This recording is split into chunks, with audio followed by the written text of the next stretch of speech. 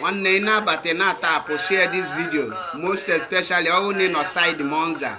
Share this video ko lutende a na swim no na Monza. Oh ha wa kan jido nyiru na mgbede a. Okay wata. Ke na join na share the video.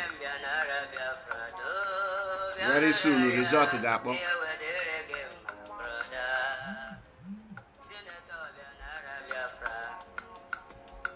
Governor Bianara Biafra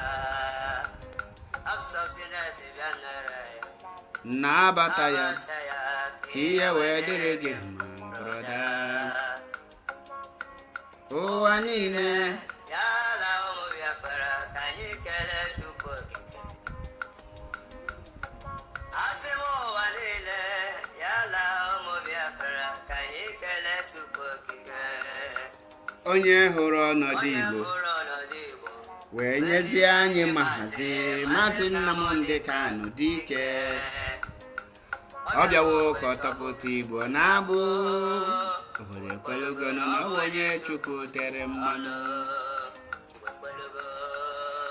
Nwanne kesa dịsi ife onyonyo ka ị na-ajoin nwanne power tap IPOB Italy akwụlugo chinchim and this time around onye doniru akwọnya kagari Victoria Nwankwọ ndụ m si na Chukwu akara ka m si na Chukwu na gburu Victoria Nwankwọ afọ m ologo nne m bịa kene na mkpụrụ ịkụrụ n'uwe pugo Mommy m bịa kene nne m bịa kene na mkpụrụ ịkụrụ n'uwe pugo Nnọma chai amụ nwoke ya bụrụ nwoke kwụrụ ọtọ ike nge akwụrụ ọtọ anyị alawala n'ụlọ ahụ nke Chukwu kere anyị na nkwa anyị alawala anyị agawala n'ala ahụ nke Chukwu gọziri anyị ala Biafra obodo ọma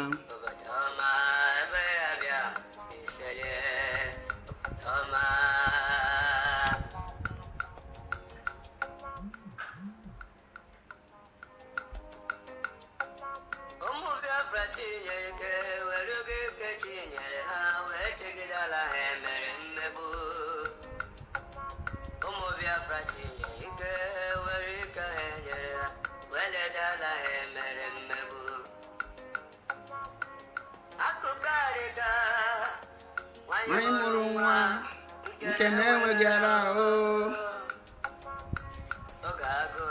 Hausa ka ha dị okeke na Biafra bara ha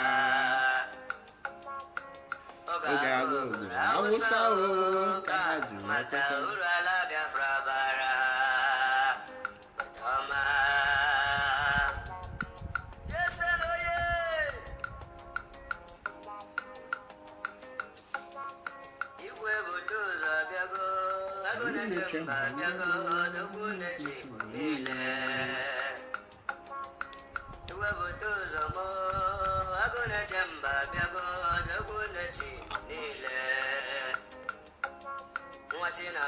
Ndobisi ndewo nwa Chineke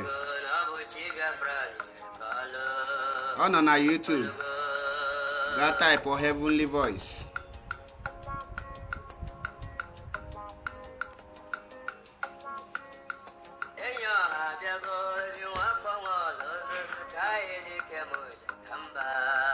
I got the billionaire here, I got the billionaire.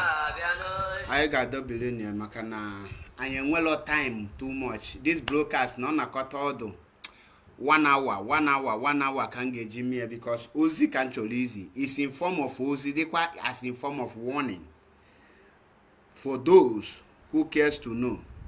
Akwata. Because anyanolos niye ebiana agwaka nike nesi nimi. Obuni na join him for the first time. Onye na no ne n'ụbọchị nke tata bụ MAP eziokwu bụ ndụ 1. Ofu onye mmelu Biafra child ozuzu ezuzu. Ofu onye tilu Biafra child oti mgbodomgbo n'isi. Tie ya mgbada nwụlanwụ n'isi. Ofu onye mmelu the whole APC gangsters kwapụta ha ụkwụ n'ama Biafrans wee malụ that they are against Maazị Nnamdi Kanu. Ofu onye ji eziokwu aga ọkụwata onye na n'onye n'ụbọchị nke taata bụ a bona fide member of indigenous people of Biafra under Maazị Nnamdi Kanu and the current Italy national PRO, and also a media personnel of indigenous people of Biafra, not just a media, a heavyweight media personnel. Udogu Kalaka, Obuli Tuon, Oblile.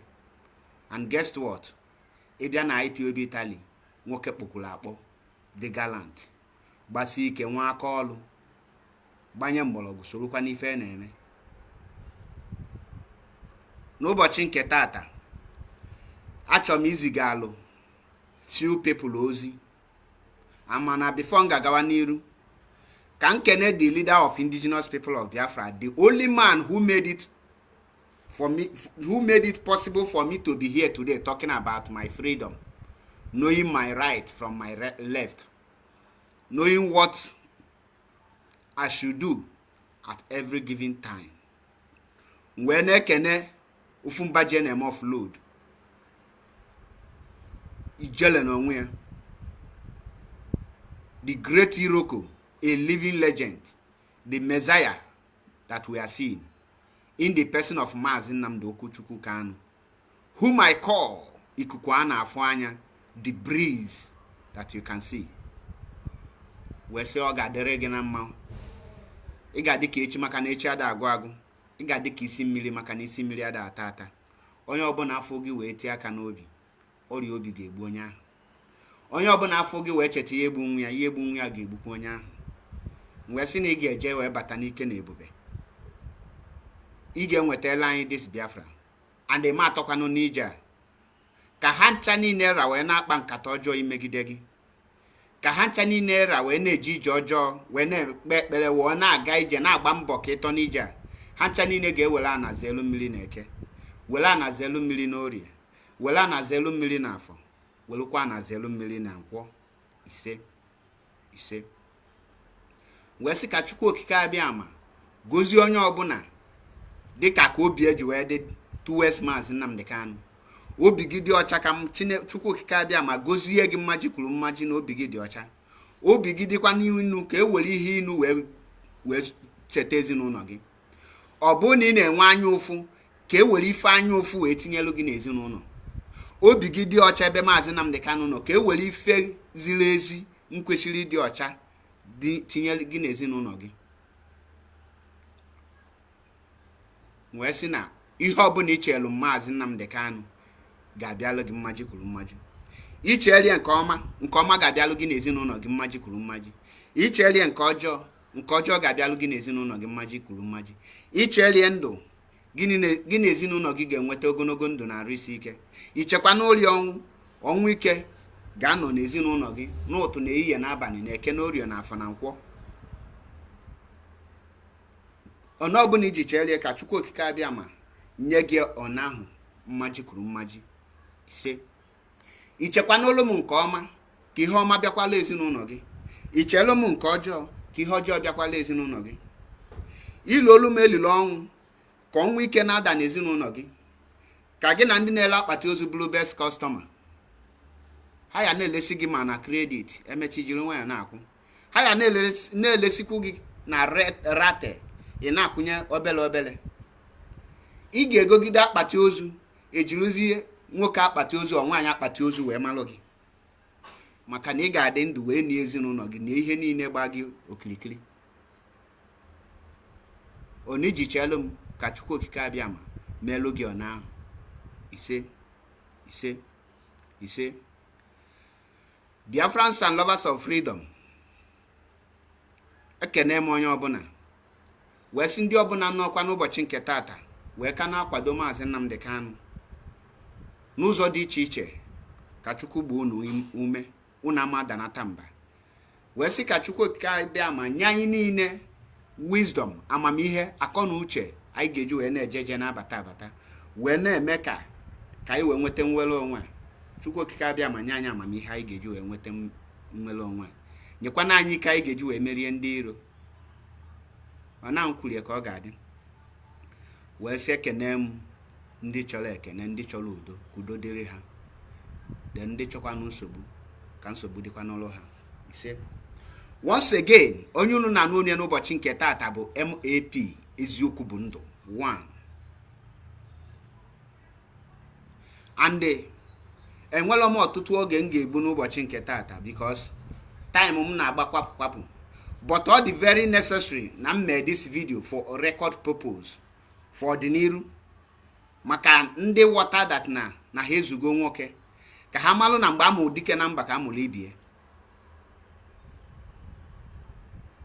Ndị njimaka wee pụta n'ụbọchị nke taata bụ nwoke amụ mmiri nke anụ nna ya nwe mental disorder na Brazil a na-akpọ lion fowl.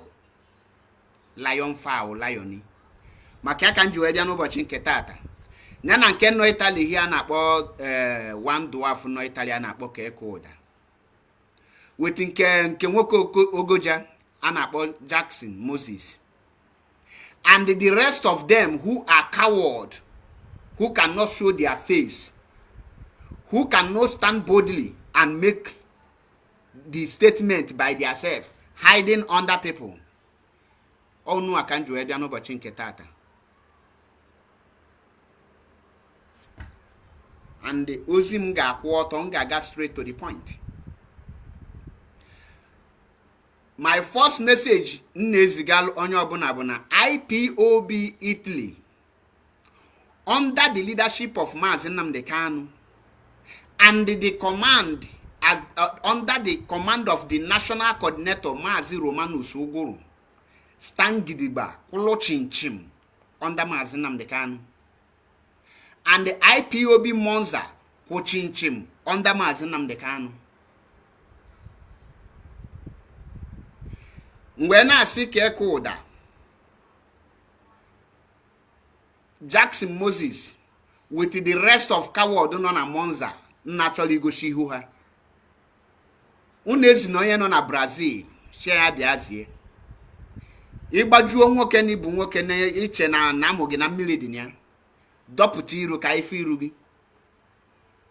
IPOB Monza abịago, ha kwulugo chinchim, and ha nọ solidly with Maazị Nnamdi Kanu. Not just IPOB Monza, IPOB Palermo, IPOB Biella, IPOB Roma, IPOB Padova. In fact, all the whole IPOB no Italy, we have made a statement. I am not had the press release. I may speak. I may video. I go see. Now we no be them. I get wag 9 eku. Okazie go be done you. Now, actually, me can the whole world that na IPOB Italy no solidly with Maazị Nnamdi Kanu, and our national coordinator is Maazị Romanus Uguru, and any other person who wala we zuzu yalia na ya na agayali as national coordinator. I gabanguli film n'Italo very soon. Or malo n'Italo abulo anyhow place igano. Italo abulo Nigeria. Now when we have video get way better here, I get play. One somebody with mental disorder no na Brazil and a lion fowl.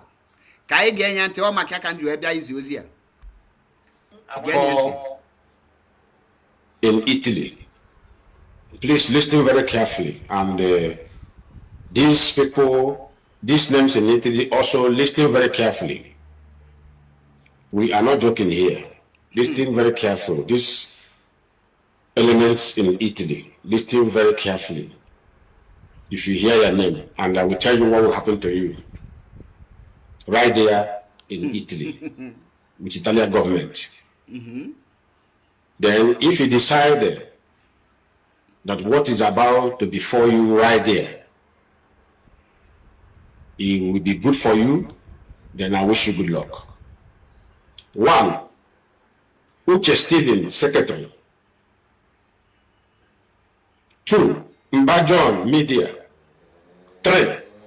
Chibo Oluchukwu. 4. Chikwe Charles. 5. Iwebu Osadume Onyishi. Iwu Stanley, 6th. 7th, Ejike Fine. 8th, Nwachukwu Francis. 9, Jacob Henry. 10, Charles Chijoke. And Oroha Anthony. You are 11 in number. Your unit, I think, is Moza Zone. Thank you. Now, in Olia, the unit is Monza. 11 members of IPOB Corporal Alpha in one unit. Now, how many people on the unit and how many for the? And well as any other person for the except one being Ghana or John. Nkena parade young as a coordinator there. But Amalo ne wopugie. Now, Kangwazie in Kebezoku. Monza as a unit and the zone have come to stay. And the lion fowl. Achom Kangwagi that na onye send the logi these names. Bikonso. Ike. With cake order. Now, how we send the look at these names of IPOB members in Monza signify that we have defeated them. Now, Muabu MAP Yezuoku Bundu na wazige lion fowl. Zie hawa. Say na Mua no here. Any day Monza na made their next meeting. Na got there by myself. I MAP na got there. Nge jeno nyelo hana the meeting. Now, Ozia na keke and those coward people.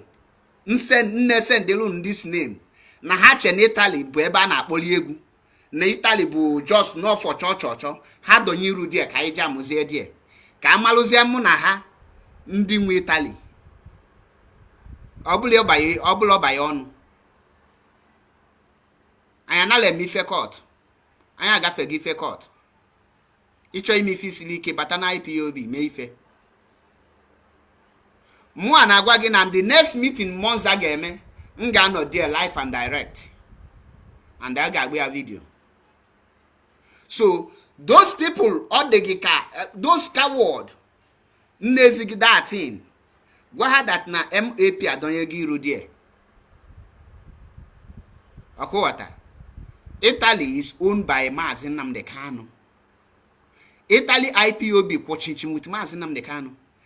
If anyị maka iji uje uche gị na anyị na-abịa ka ị bịa threaten anyị na ị threaten IPOB Italy ịnọ Brazil nya ka ị threat ị akpọla anyị ndị eke you will call police for us in Italy ịnọ Brazil. Do you know what is law?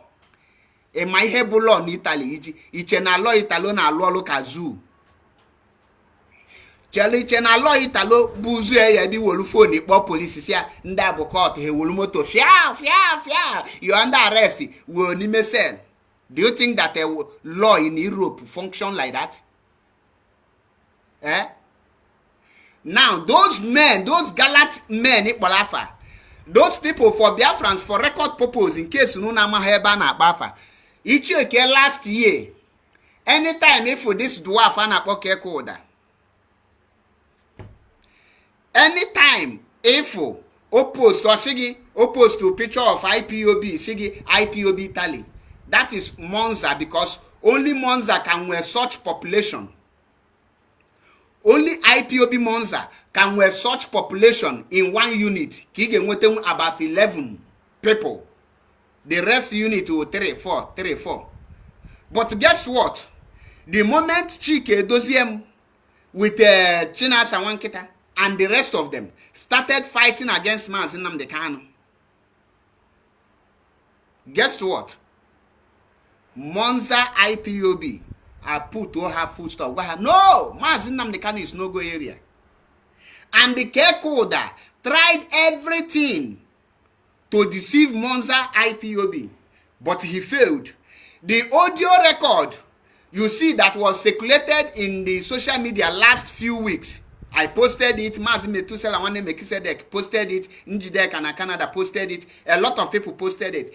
That voice record of a meeting where they are shunning one Mr. Ikechukwu Odurukwe, an illegal deputy to Kekoda, another illegal coordinator. That was Monza. So the moment that Hanwafo that Nahe lose go Monza, and the Monza is the taproot of IPOB in Italy currently, for now. Now, Gini Kahame, Hagada the names, Ziga this person who mental disorder, and Apoloyan foul. Shanya Biame video, Kota Gahakotis. And for your mind, the Italy police, I'm half with the activities of everybody non Italy.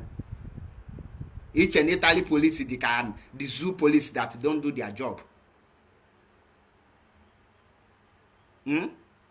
Are you checking Agwagi? Now, was there the person, the Keko that send like these names with the consortia? If those gallant men they hold their meeting, Haga there. Ege tiko do han kebi ye teacher here belo handeke. Aga to ho to aka, atucha ho to aka, pampa ha with aka, sando ha dosicha ha their cheek of ma. I wear hand there ha to ndeke. Then bu akpunyegezie ha kpolo jewe court. He jezie ko why ha biali ime na meeting ebe IPOB na meeting. Each and Italy government recognized by IPOB. Biana my unit here.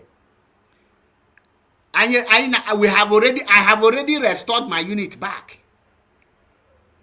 And we will keep cough very soon. Iga for the video. I am not more blow by church or when or favor or net they are shaking, we are this, we are that. I need they play the show. So Lion Fowl, I double dare you to tell those people that send those names, how much you go that let them be a man enough to make the video and they repeat this thing equal na this video. I double dare you to tell them how much you go that may video go see their face here in Italy. Quote this thing equal. I want check something. And will you actually nene something? Oblo na has zoom okay. Ima the reason how you wolu afa nyegim because ne no far away, no far very far from here in Brazil. Now, obuna how men enough. Why na kekoda? Abamulo camera we pronounce all this thing in a cook here now. Make here this video. Or the person not there go be console or the rest of them. Why na hemelo video? Jila no how this thing equal. Kefu ni Italy amabaha. By now, and will carry you there and I go do her document first. In a threat in IPOB. Now, can I get auntie? IPOB Moza zone. You know, yeah? In Italy. Now, listen to me what I want to say about you guys. 11 of before you get queer, Mana Kekoda, Nime last month, the Ademe Moshigi that IPOB Italy. Here they have agreed that they stand with Chinasa, Muru, and Chike Doziem. Which of the IPOB are you now calling out? Now, in my here negosigi, Obuleni me fled each and those country know with these people. And well, any IPOB family member know with these people. The only people know with these expelled individuals like Chike Doziewu and the Chinasa Muru. Are only one coordinators they manage to confuse, and because they give some of them position. Only few of them are the one, and these are the few people you got put had them memo on behalf of the entire unit without letting the unit members, other members knowing that they are writing letter. Because most of IPOB members don't have time to come on social media. So there's something they. So Josiah Kekoda, which of the IPOB agreed for him to write that memo that IPOB Italy stand with Chike Doziem? And why is this one now writing, making a threat to IPOB Italy again? Maazị Nnamdi Kanu abụlọ online ka onwe men. Maazị Nnamdi Kanu men on ground physically. Ịkọcha nkoyeli gaa na your unit ilu odi ekpo Maazị Nnamdi Kanu ike malụ ma ga-atụ gị ụtụ aka or not. Now, can I get and somebody with mental disorder? IPOB is an institution, and the institution work with government directly. Okay, thank God name an IPOB is an institution. But hello, or saying IPOB is an institution, but they say they want to institutionalize it. But now he's telling you again that IPOB is already an institution. Confusion the makwa. For ya eziokwu apụta n'ihe na-egekwa ntị ka anyị na-agakwa n'ubi ka ji na-aga. This is not the main reason, but now he is now telling you that IPOB is an institution, and because of that, Chike Doziem Chinasa Nworu and including him is about to enter prison because Maazị Nnamdi Kanu, who found IPOB, restructured IPOB in a way that you cannot destroy it. So, since you now acknowledge that IPOB is an institution, I now tell you that you lion fowl, can you be in a Brazil, then there use your IPOB logo and everything, where there's something, sign with your name as an IPOB. I want to check something so that in the nearest few months, can over there. Now, pay attention. We will give you some grace. We are going to give you some grace of holding the arrow back a little bit. Okay. If any of you embark in what I call unguided character against the peaceful IPOB members in Italy. Now, let me remind you about the case in 2008. Pay attention. Also, now they are holding the arrow, but they want them to come back and join the US. Quite the same people up for Curtis, so also that in Aigeji Curtis were arrest. But we were the people who gave signal to raid the Curtists. When our African brothers who left Nigeria frustrated came into Italy trying to establish a year black arts, this and that in Italy, we warned them, stop. This is not where you come to abroad. Abroad, you come here to make your parents proud, to survive, to become a new person, to become a successful person. But these children continue until 2008, and they were already dead. Let me tell you the implication of courtism in Italy. They have a very strong law against courtism. Courtesan in Italy, you will receive 18 years minimum sentence. Those they raided 2008, they are still serving their. I think some of them just came out. I think last 2 years or the last 3 years after serving. Most of them were deported back to Nigeria. But 11 of you, in your own case, the petition is going to be written that when you are being raided,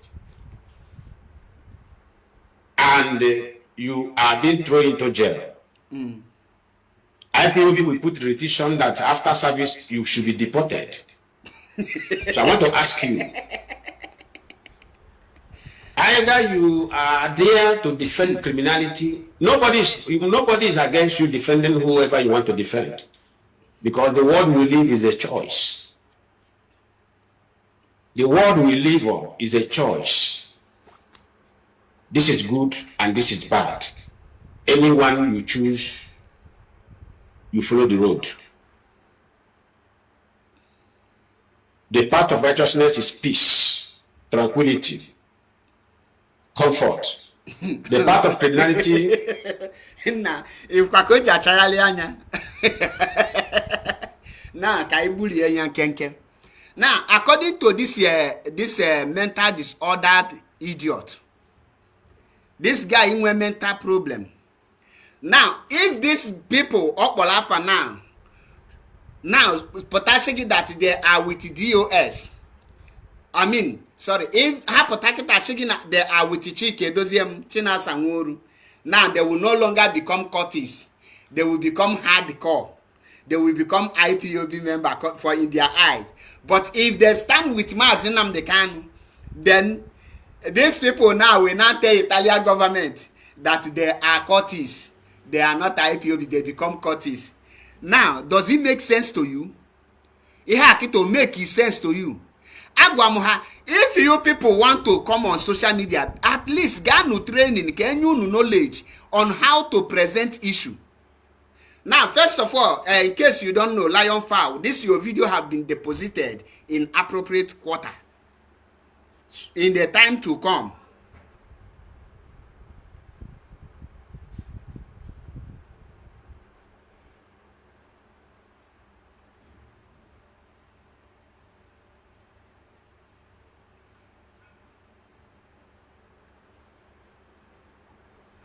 Okay, water.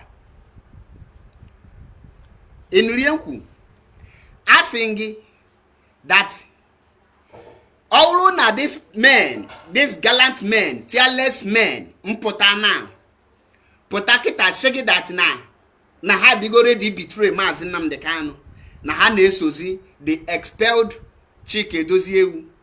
This one bingo now will tell you that they are no longer courtists, they become IPOB member.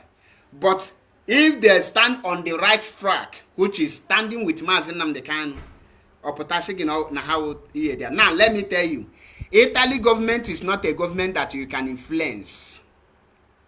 They no born you well to influence Italy government. And before Italy government will raid any place, they will carry out proper investigation. They will monitor the people, monitor the activities in and out. They must hold a vital and valid evidence against the person or the people or the persons, as the case may be.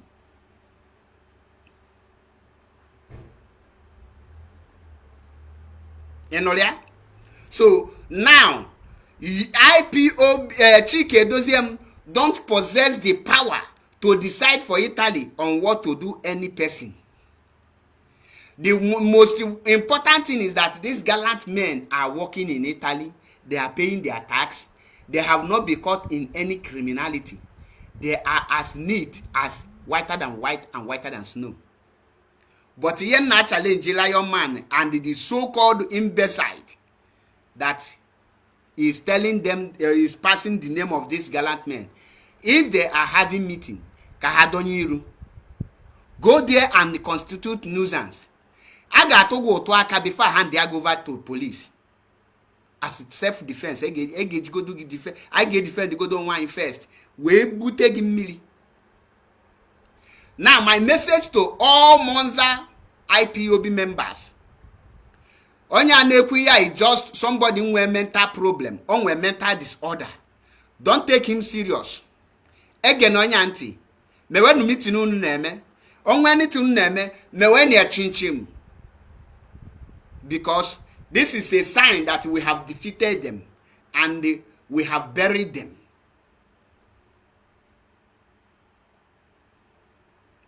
It's a sign. This last kick now is a sign that we have defeated them every angle.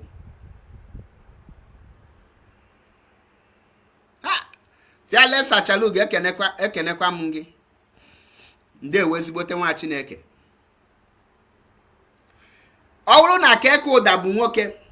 Keke ụda kwesịrị iji aka mee this video threaten these people. At least onye ọkwọchi na nyawa bụ na nya bụ onye na ọ na-alụ eke na ọlụ ndị eke ka ọ na-alụ. Ọkwọchi na ọ na-alụ ọlụ ndị eke. And na onye bụ Italy National Coordinator.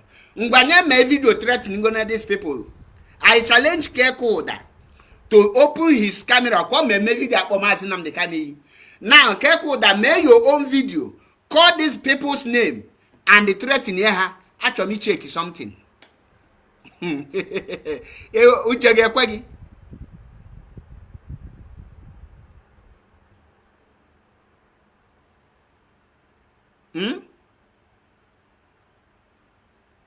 Uche ga-ekwe gị na mee video threat na ịnọ Italy na at least ọ ka dị easy nke we carry the action. Why you just send this here no Brazil? He comes in on Monza, I'm go a cocker easy. He made the video now.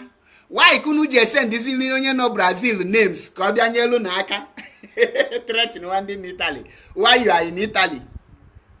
In Italy, let's send this name to no Brazil. So onye no Brazil now you have to go and law Italy. Eba onye no Brazil ya bịa kọwazielu map the law how Italy law function.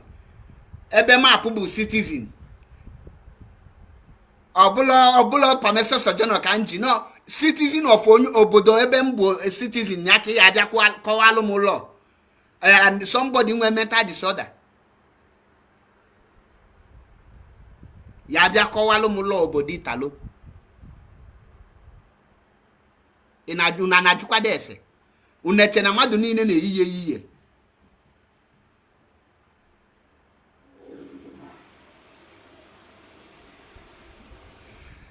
Now the challenge is now open. We now open the challenge. Kekoda ikonso oya unu na abo Ikechukwu odurukwe oya donye n'iru na Monza kaifu. Obu unu zu nwoke no ima no unu me oneje na gym che no ba ibu akpa obi donye na iru na Monza ka result kpolo onwe obulo ba idia na social media bia na ashi IPOB Italy no with useless chick edozem no IPOB Italy no with Mazi NNAMDI KANU, and the evidence is what you are seeing now. So uche gi na bu ineche galant men de kayanya odegi ki geji threaten. Yeah, the door is open. So imagine so I quasi para na map kwa para. Hey, lion fowl. Mental disorder is now telling me, hey, ya pokwalo mi Italo police.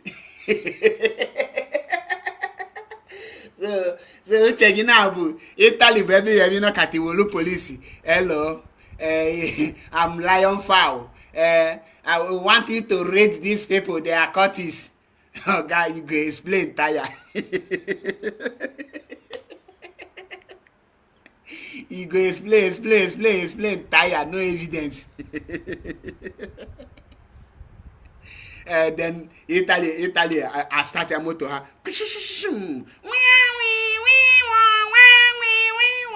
A radio host was Ibuluha. Then Italy was here. Hello, Chike does him. We have raided them. What can we do to them? How are we going to judge the case? Nanda ukandopo. Unu no mpo ikezi. And onya akuja kwa na akuja. This kind people don't you rudi agunya hakananya. Makachi. Agunya hakananya. No be talker. No be say then say.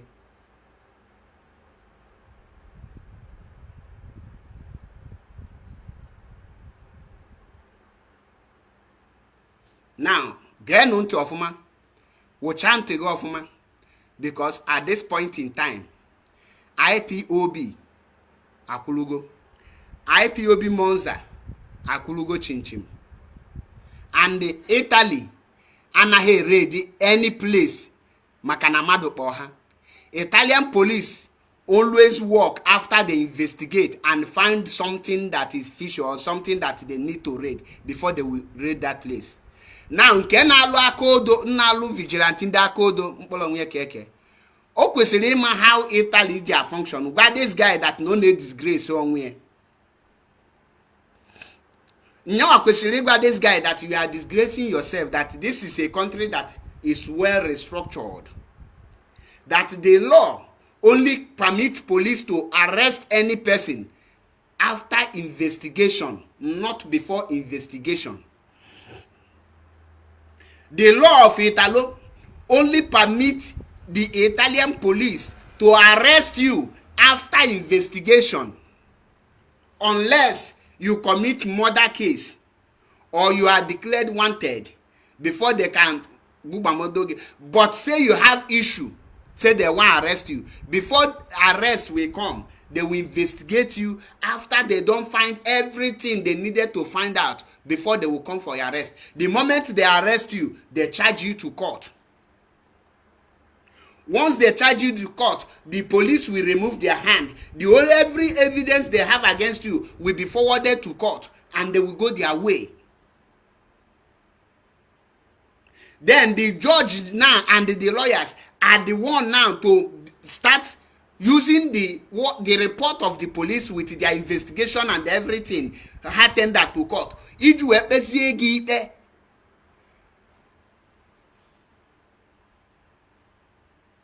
And then when the case gadi, I charge to court, I say nawa. In our long way, na begging na ga court unless mejidegi with maybe in a lie here, all those things and hand caking will keep you detain yegi. Now this is zombie na malo left here from right here. Nna bia kola anya akụkọ Italo. Ina bia gwa anyị ka Italo ja function. Italian were strong law against courts. That is correct. But the question now, our gallant men no na Monza, they are IPOB member. They has nothing to do with court. IPOB is not a courtist. Onano, okifloku ampu here. This is my barret. Nne like this abanye no bindeke. Ebia no bodo anonya, ije no bindeke. Icho enwe many Paul. But obu nicho identify Paul nke mosi so just all their Paul Biafra. Or heji malum na this city nonya. Once he add the Biafra, ndeke ga just knows both by single out. And adele bo Paul nji Biafra when alone at this is my city. Or the lot too. And well other Pauls, but once he add the Biafra, ha malugonye ne kwozbo. Nnepu my barret. Ba pianya of ma banye no bindeke mo na ha na akpa nkata. I know they fear. The reason because in this country, my document is clean. I build my document pure. And no lulum 10 years when we citizen noboda. And I no lo money ocha. I no lo money Italo. I no money Igbo buying. Okay, what? Now okay, Polapo. Okay, my the law. I know the procedures. Nyakiji nechanya eche IPOB chike doesn't wear there. If they serve their prison finish, let them be deported. Even government then with the right to how to run their country. Other government, not to talk of inconsequential beings. Non-entities normal their left right. Now can drug a lion foul. Lioni. All look at chike doesn't dead this let in ekuna. Gini ko geji we there. Ke position oya onye ko gachi na yawo. Ko ne malo ni Italo jizi akwụkwọ that Chike Doziem have been expelled by NNAMDI Kanu. You don't know that in Italo ji akwụkwọ that Nakeko that had been expelled. And very soon that the monster will be also expelled. And when that is done, and you go see how keji about the game. NNAMDI Kanu is the king of the game. Mpiawazu chapter 1 verse 2 of the book of NNAMDI Kanu says that na ema aka ebega aka iseputishe beluge onu e chayashi anya gunye ga kananya. Then verse 3 osigi na ewu yalia agbanwolu gi film. Verse 4 sigi that na na agwo onere. Verse 5 say once you are out, you are out. Then kedebe Chike Dozie wu geshi we pota na one the letter oge bodeche na once olu there emenya arrest for impersonation. Iche na keka na kwanyu ni ya iche na keke ga eje wu na Kwesturambu police station gaje with as a national coordinator. On will gadi as a normal human being, gaku anything no cheruku. Man oje there now as a national coordinator Italy, I get me arrest. Not be talker.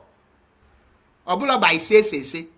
Because all the whole Italian government receive go letter of Mazi Nnamdi Kanu that these bingos have been expelled. They no longer speak for IPOB.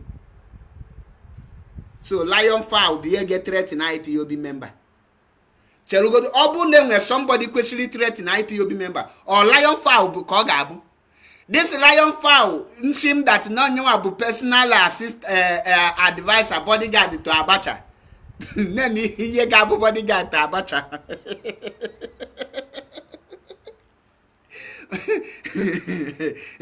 That mbachali nya Abacha poison. Nyaju eshi Abacha, don't eat this apple.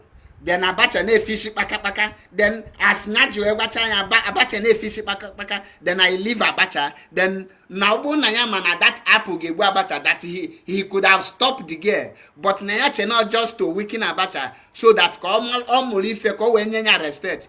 Mwesia. Which means nibu billionaire because as a onye no close to Abacha.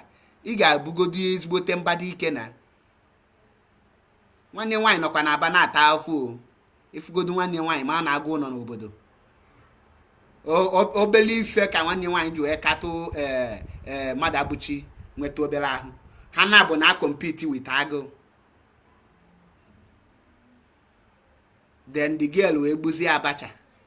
Then the personal bodyguard to Abacha afụ nwaanyị bulu Abacha hapụkwa ọpụọ o jidelokwa the girl. Nekwa no onye gwa mu no onye personal bodyguard Abacha mgbe aka nju ema na this man with mental disorder. He take this man serious man na gi no eye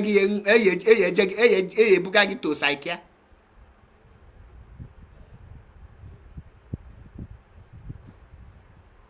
Ashim that na mgbe ya no na ni ihe training ya special squad. Special training. Na bia like this ha na ganya ha malugi hit bunobi.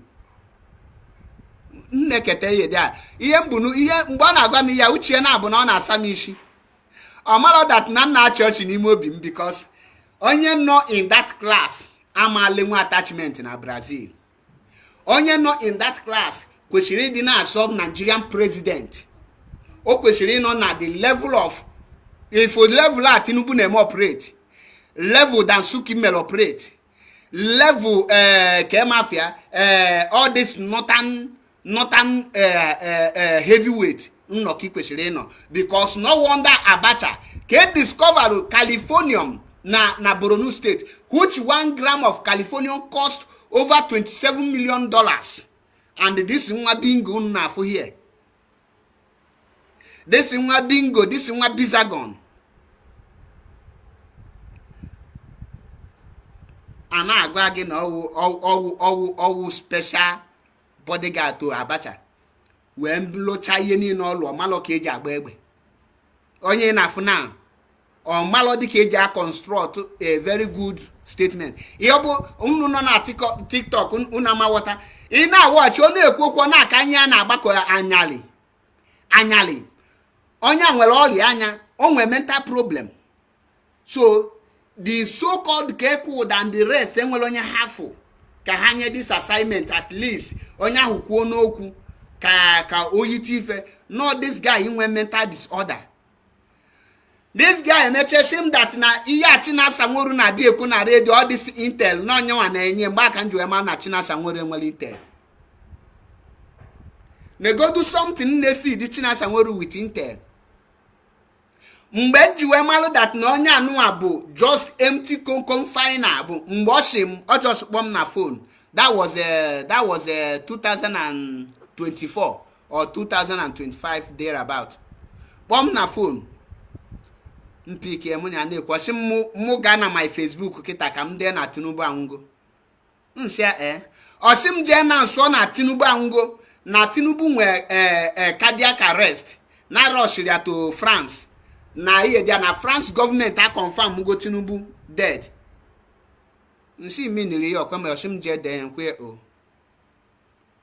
Oshim na in the next 48 hours na ga announce ya. Biko no announce go na Tinubu anwugo. Nyawa de kwali that time o. All the thing. Oh, didn't tell on enwete.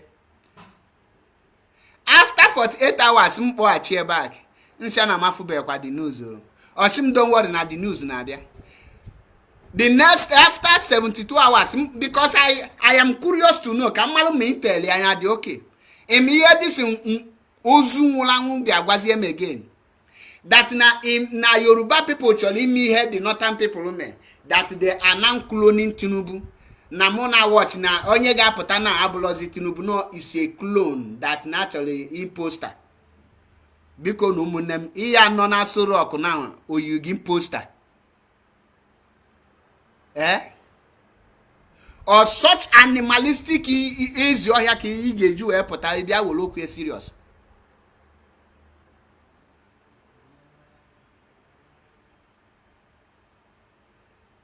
And onye ekwu okwu na-efishi kpakakpaka anya na-eme ọ na ịma onye nwe brain problem anala control nwanye ihe ifuru anya na-eme ọ na abụrụ na ọ na-enegharị anya ọ ma control data anya dị out of control.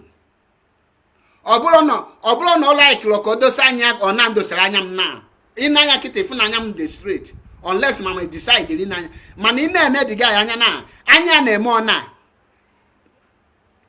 ka ị ghara ịkpịa ala nwaanyị dara ada na-agba ọsọ anya na-akụ ka bel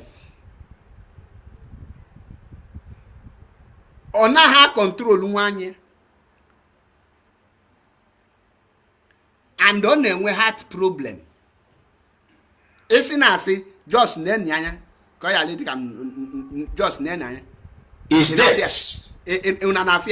in afia ndị nọ na TikTok na mafia ndị nọ na Facebook na YouTube ga na afia so nobody I know here in afia anya na-eme ona that where you are heading you are going to suffer. Anya na-eme ka wiper moto.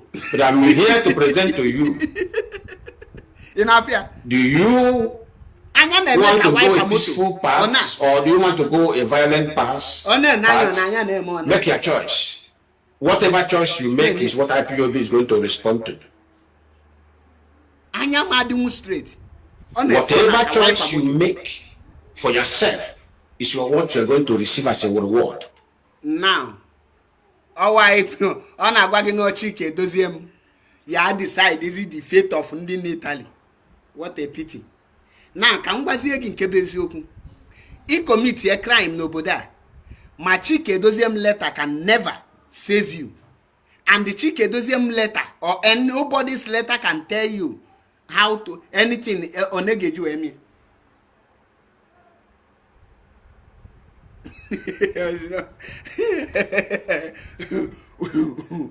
Windshield wiper. And you will control because on we mental problem. On we mental problem. Or such person na ya bia na agwa anyi ihe ga-eme n'Italo.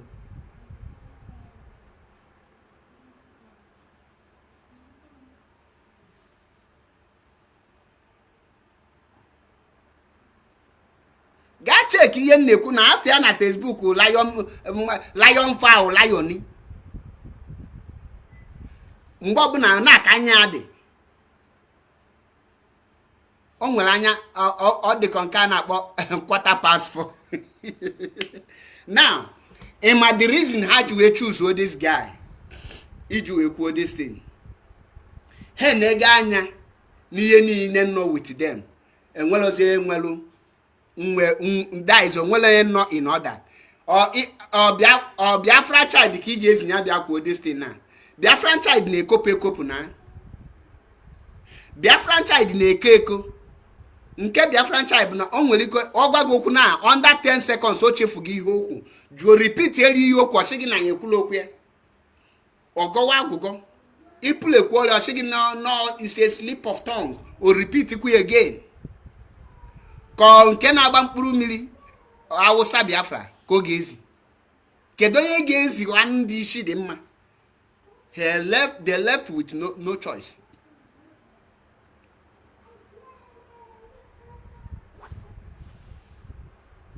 Ewetezie a non-entity. Ala agbago Biafra child. Ihe ọfọdụ na bụ ịtụtụ komkom and ọ ga-atụtụ komkom.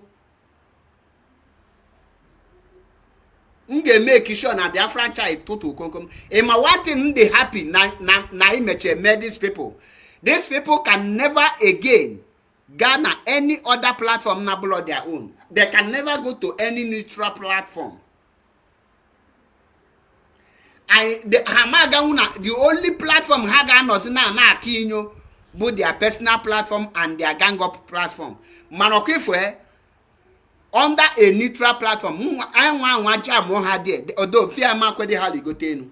That is number one. Ndi TikTok okuna abiala.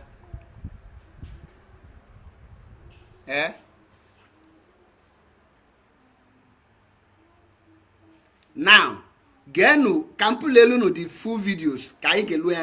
Just pay attention. So what I'm here to tell you is, if more of this nonsense, unguided display of a shame continue, believe me, you will be handed over to the police with evidence. If you want to like this, hand over to police, and you will be jailed. You people claim that you are court members, that you want to defend NNAMDI Kanu. Okay, you want to defend. Nobody's against that.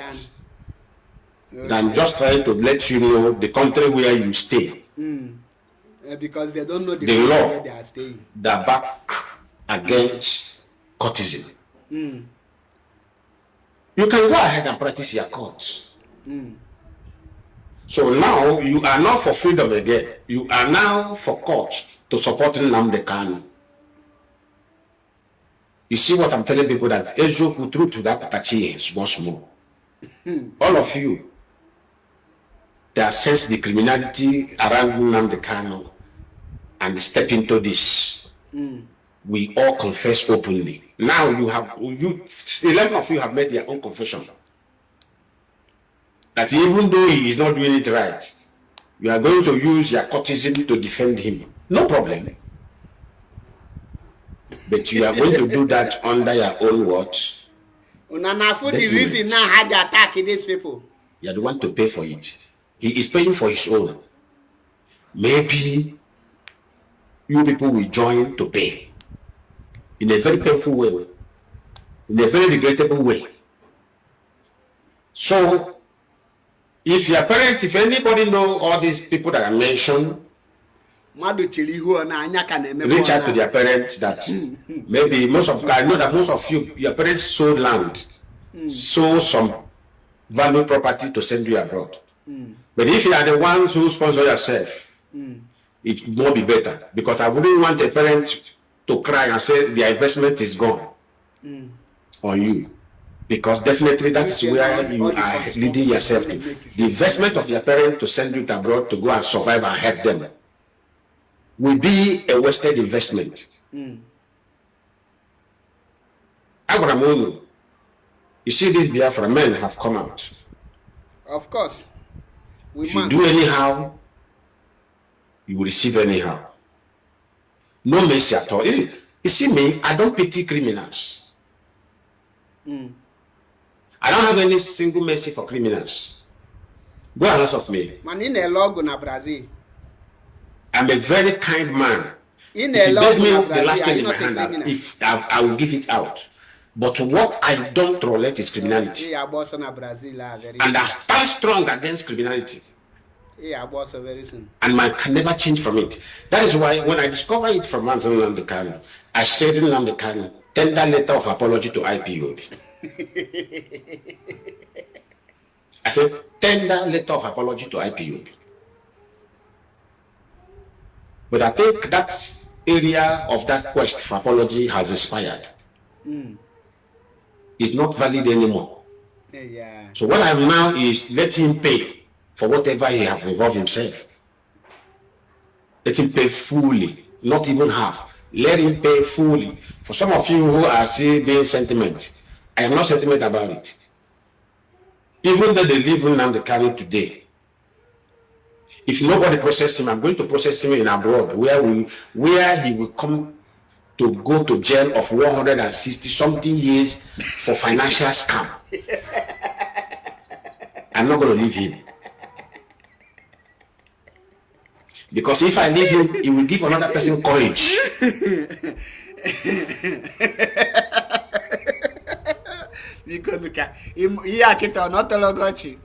Now, Mazi NNAMDI KANU. On one Banshaga, there's a process. Mazi NNAMDI KANU jail for 167. Remind me of this guy in art content, something billionaire. Shigi, send me the account. I will punch you 1.7 billion.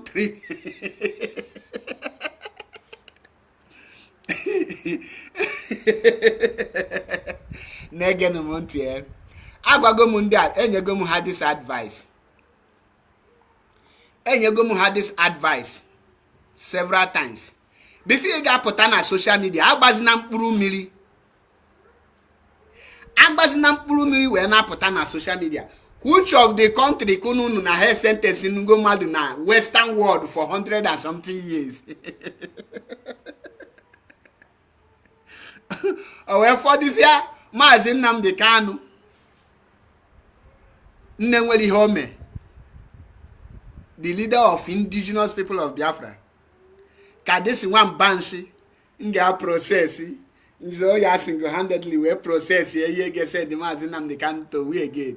Na Koshini Bampulu Mili no joka, Odilomma. Stop on a Bampulu Mili.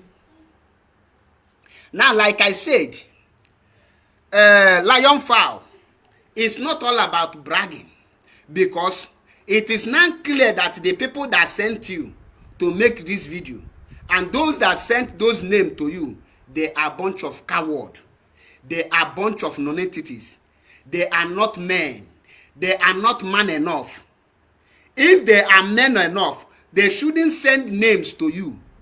They should have on their camera, make this video, threaten those gallant men, make the video, post it, let us see it, can you check here something, so that we will know how their gallantness be. If okay for Anomitalo, and I tell you that in a kekoda, all na kekoda bunwoke. If the dwarf in Italy here, which you call kekoda, he is a man enough, let him travel to and go to Monza. Let him go that place. We want to check something. Let him go to Monza now.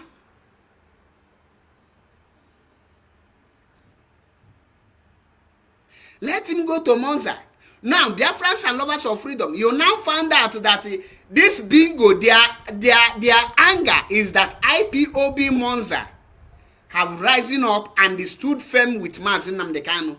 And they shunned expelled members of DOS led by Chike, Doziem, Chia Samuru, and the Kekoda. And not just IPOB Monza, the IPOB tally as a whole have risen up and they stand firm with Mazi NNAMDI KANU.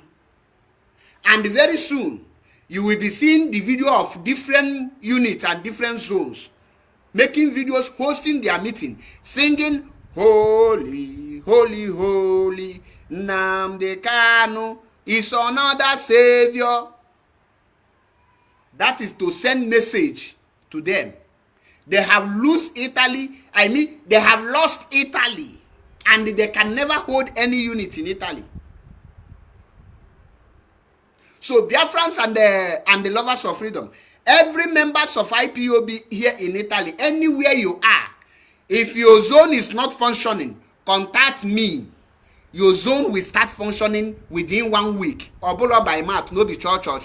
We are, every IPOB executive members are working day and night to make sure that IPOB Italy return back in their position when Mazi NNAMDI KANU was with us here. After America, IPOB Italy comes second. And that is what we have come to do again. The coordinator who made it possible is the person that is still in charge of Italy. So the national coordinator of Italy, in the person of Mazi Romano Sogoro, like I told you, contact me. Your unit, your zone will start functioning within 1 week. I not tell you within 1 month, within 1 week. Because the head of the Directorate of State, Mazi Chris Nwog, have said that Restoring IPOB to its glory is paramount. That is our priority now. And making sure that IPOB will be one and one family again is what we are doing now. Any unit, send there any person to come there, you people should nurture that person for impersonation, fraud, and criminal activities. We will give you letter to support it.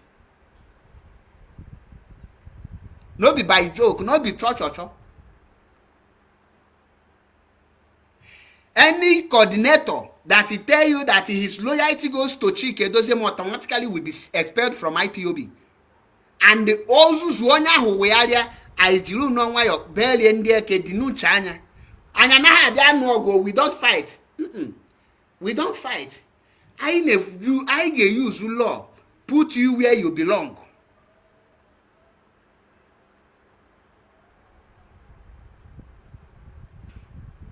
Now, the parliament is telling us we should ask Keke what he see when he sent person to come to send people to come to parliament. IPOB parliament is very strong. This IPOB parliament is you are talking about monster self. Go to IPOB parliament. Nneka getigi mbadangwulangu nisi. If Keke try IPOB parliament, I got kwia mbadangwulangu nisi. I was speaking with Biela IPOB. Many of them were hashim that na hana fuke kode ha doputia from phone. Onye ezigbo akante. Inwe man ikpo Mazi Nnamdi Kanu. Do you know who is Mazi Nnamdi Kanu?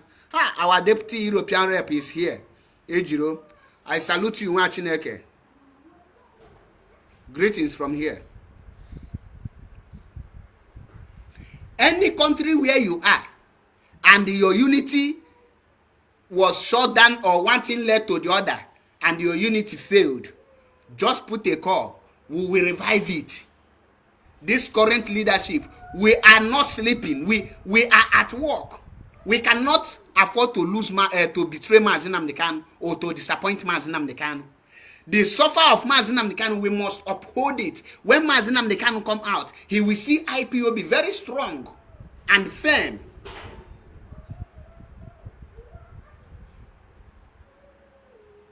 Then look at the people now saying they will 10 Mazi Nnamdi Kanu.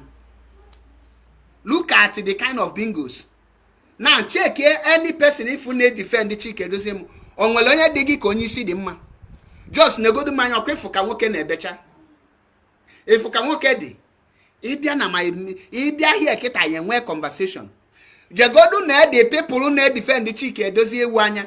Negodu Ogechukwu onye nke a bụ mgbe ọbụla ọ dịka onye na-ebe akwa. Info Ogechukwu ono kamelu mebel. In fact, iya na asị na alumelu. Ogechukwu is just alumelu. In fact, ịchọ ịtụ mmadụ na-alụ si jee tụọ ya n'Ogechukwu. Ogechukwu dị ka ọnwụ. Nwa ọ dosara n'ọna ka onye na-ebe akwa. Dosa anya ka onye nwere akwụkwụ, onye akwụkwụ dọ na one side.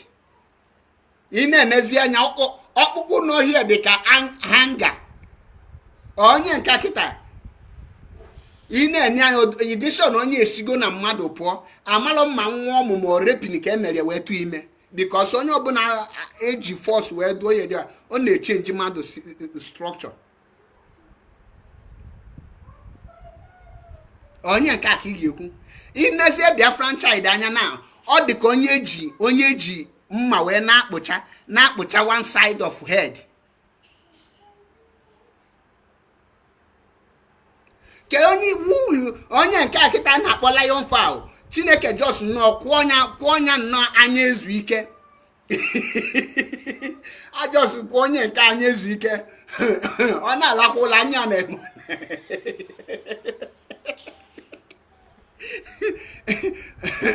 Anya onye nke na-eme ọ na. Anya onye nke na-eme ka ala ndị a na-ati blue film.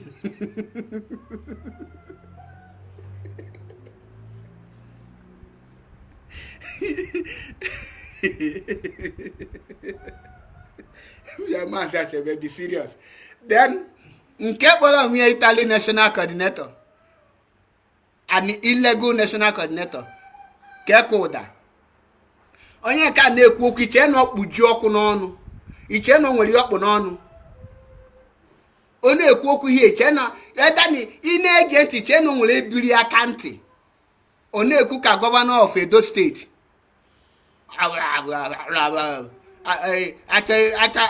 aka ikwezi okushi wepụ acha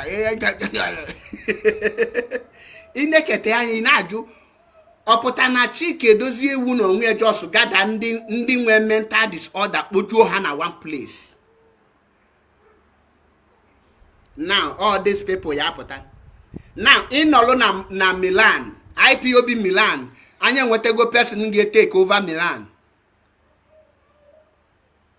IPOB Milan is about to kick off. So ịnọlụ na Milan Milan contact me. I ga-enye gị contact the person in charge of Milan, because every city nọ na Italy now we anya cover go Italy.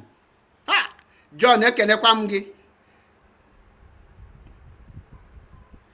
Maazị John afam na TikTok o Maazị Map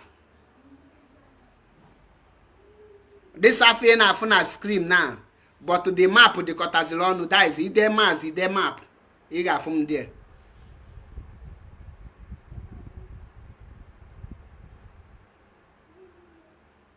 ị bịa na ajụ onwe gị all this kind of people then Chike Edozie m nọ nne Chike Edozie my mouth that na this man just one nine be all the all those people ngwa n'ọrụ ndị ara ezigbo ọrịa mgbe ha dị n'ụmụazị just no one ọnwụ na nkịtị ndị ọdịse ka anyị ghara just no kpọ ọnya SS ọ ghara ihe dị a ị na-enye okpuchi okpu dịsa bareta IPOB chee na onye na-aya akwa shọkọ and ha na ha da try ka ama ya chọta picha ebe ahụ dị mma na ede na-achọta picha ebe o dosara aka ka onye da stroke achọta picha anya ebe o ji mic dosa ọnụ ka onye na-aya ama ya. So onwelo because I heard there you cannot betray Maazị NNAMDI Kanu and remain the same.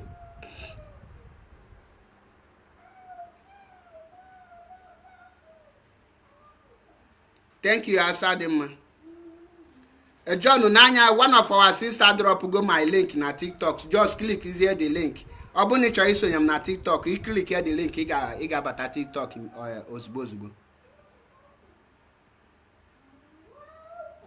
So how channel has it this guy now? Nwoke anya ezu ike.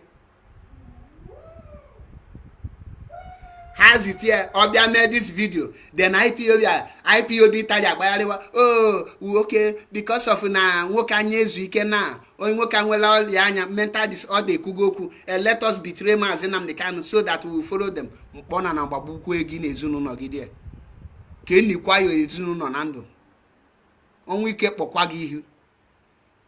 So ona nọkịta eyi ngonyi ga-amajanwu. So men ifo jugodi Ikechukwu Odurukwe jụọ anya gịnị ka ọ fụ iche na anya dị mma ka Ikechukwu Odurukwe ji wee yara ịga before keke ụda nna apụta fụlụ n'ụmọzụ before nya wee send elu gị that name si gị bịa mee destiny ịmara na eyi gị egwu. So ịmara that's na ihe na asị gị there is fire on the mountain run. So ịmara na onwe something off wee gbaba ọsọ. So nuche gị na-agwa gị these people joined IPOB yesterday. In how many years ha nọgolo n'Italo? So uche gị na-abụ n'Italo amalo these people. Always in na ya abịazi ego Italo who is who? You are just murutu mpafu. Ewu nom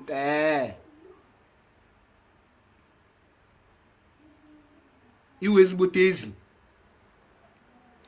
John ahụ nọ na the so called nke na-edede the name with iko nsọ ha na-afọm na ha shiri ike. Why na ha ji wee na-edenye unu name? Why na ha jelo stop all this guy first so ha ka ha show their loyalty to Chike Edozie?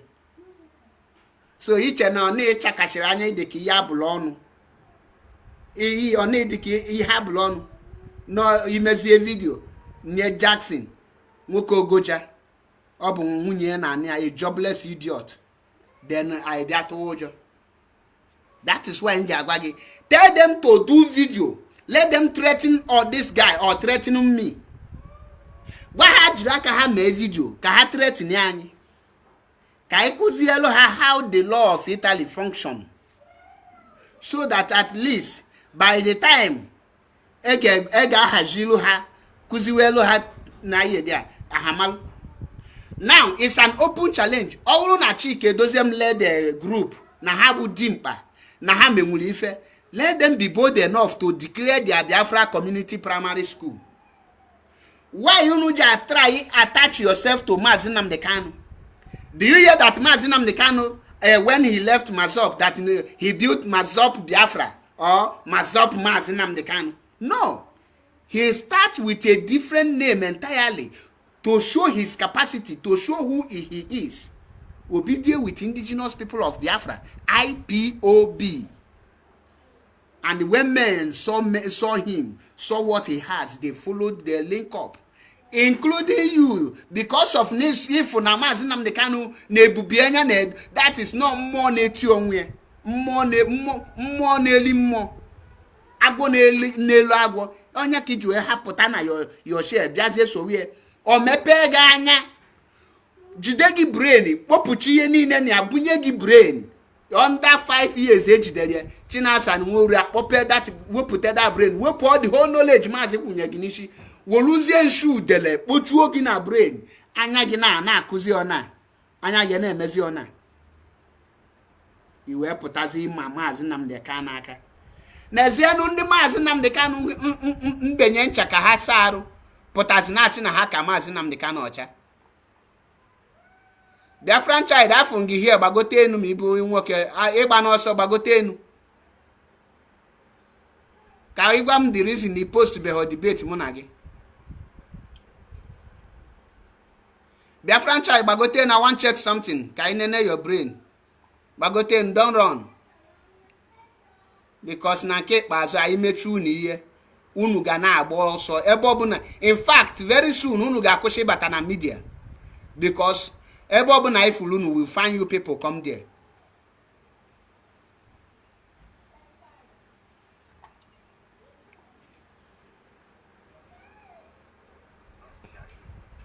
Ọkụghọta gwa ka eke ụda si na Mazi Mapụ gwara ya nya jiri aka mee this video threatening these people. Ogba ikon social threatening these people. Their franchise, they may go and give it. Accept it.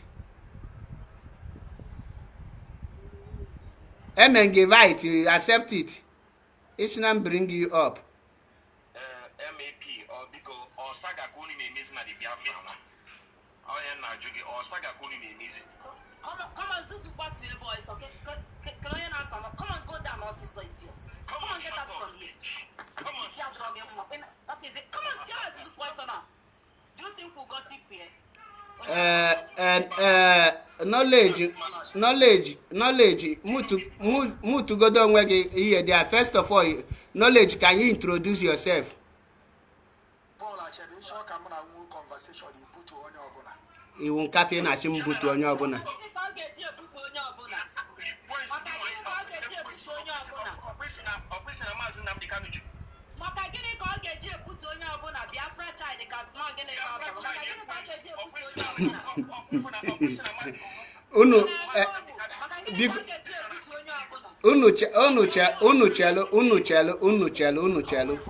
Chelo onye ọbụla mutu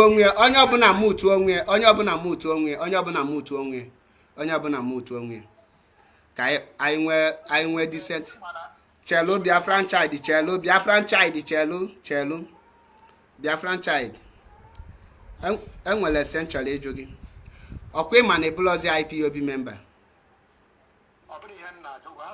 If you want to have a conversation with me, put to on we have a conversation. Are you ready to create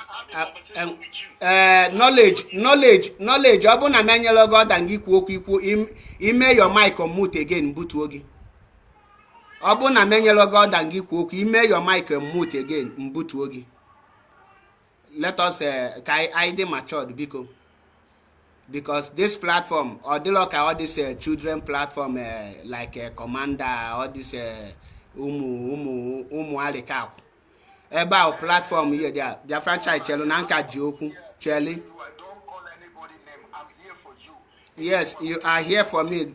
There's nyakangwa relax. Nobody will unmute himself or here. That actually kuziligi how men nje conversation. Okwata. This platform abulebe ya eba pota. Madu na ekwu okwe na emute onya here there or mother name noise. Now we can have conversation so that kemota that na in a program like this you can be 10 and everybody will respect yourself. Even at this thing, but want to know lack in your platforms. Paul, hold on for before I go and give this thing before. And there is something again. I want to change one conversation. You go straight to the conversation. We start conversation. I laid a preamble, so Negemonti. Obulongi wa ya agwa m how to run my program. Adam your program obulongi agwa gi how you run it. Negemonti. Now, ngwa chelo ka inwe conversation. Chelo ka I got straight to our conversation. Biafran child. Why now you and the Chike Doziamadi Behobode enough to announce the name unu register your movement, which is Biafra Community Primary School? Thank you very much. First and foremost, the reason why you are going to is broadcast the Mona woman. Why I mean interview Imro with you. Why you post? You got on my page the video there now. What do you mean? Or on a TikTok I made. So and a bemeche live video na TikTok on your guardian of here. Okay, on a bemeche live video po. Na ikabatala batafo na TikTok. Listen. Onwe belebi ge meche live video na TikTok kamado pota there for the live video. And I don't so on 2000 with kiss we know that we post we okay mona we why do you record here? I record So record it and post it on your I record, but I was waiting for you. The reason he posted it. Okay, now I answer my question. Happy that one. Now you come. Igbo must go. We have a principle here. Igbo must go. Obu nenyelo God and you mute yourself a butu again. That is the principle here. You must wait until Ashigi Kwoku. That is the principle. Onyobuna must coordinate your way. Biafran child, can you answer my question? Come back again to your I said, yes. why now you and the Chike Doziem China Sanguru Adibeho bold enough to tell Biafrans that now the name of your movement is Biafra Community Primary School, which Kekoda Ekuge, and you yourself also said it that this is where you belong. Why no not here announce generally? Why you nuje attach your chelo kambia? Why you nuje attach your to NNAMDI KANU IPOB when you know you are no longer an IPOB? Just hold on. Don't begin to also give submission. Paul Achebe, in this struggle, I know even one IPOB. Another one, you can also bring it out and show me what I know here in Germany. Listen, I want you to listen to this. Eben Bibuna, Germany. IPOB, I know here about the same IPOB. There is no new register in here in Germany. Eben reside there now. Eben busy. We don't have anything new. We are here in the use where we send IPOB. Twice we register since day one or two according today. You can bring it out and show. Okay, one IPOB. Okay, one IPOB. Thank you for issuing one IPOB. Can you now tell us the same IPOB joining? Can you tell us what section 2 of that code of conduct of IPOB? Thank you very much. Paul Ashebe, I want you to understand this. I don't want, just tell us what he said. They're happy here now. Listen. That my question, a needlum story. I said the John get listen. You came to my platform. I hosted you for over 2 hours. Now you have to also listen to me. Let me tell you something. Answer my question, a needlum your story. No, you have to listen to me. No, I don't need the story. I ask you question. Is conversation here. Now, Negemunti Biafran child, listen. Biafran child. You came to my platform. Biafran child, the listing, Adam na your platform, you should listen. I always pay attention, I listen. Now listen because yeah, boss okay na cheba. Now negemonti Biafran child. Now Biafran child, in your platform, Biafran child, in your platform, did you ask me question or not? Biafran child, in your platform, did you ask me question or not? I did not. You did not. Chelo, the record is here. Chelo, the record is here. No, the record is here so that we will know who is. No, I have, listen, this is my second phone. Now, Biafran, no, I will not listen. I ask you question. You say that you did not ask me question. Now, I want to prove that you are a liar, number one, because you are not in MIG evidence. Mute yourself, because nobody can defend this ex-DOS without disgracing themselves. Biafrans, you are not in MIG evidence. This is my second phone. Okay, I made you on my second phone. You put them Ben where.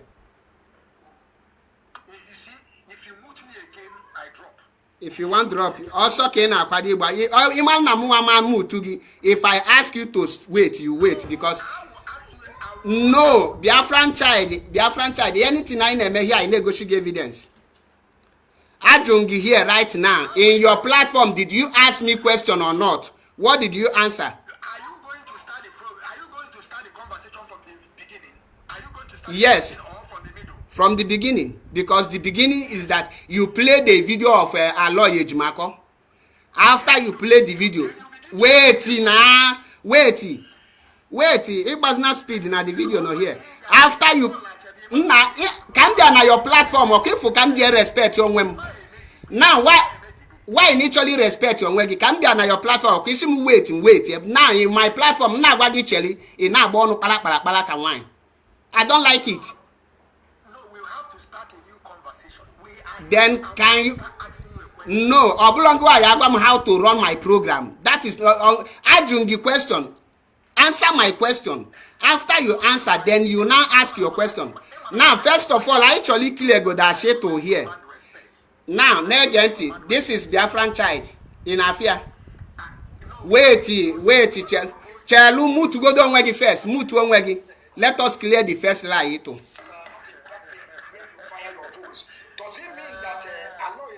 Is using this thing to add to what he's saying, or this is directly from NNAMDI Kanu? Is this a question or not? Thank you, Biafran child. Wait.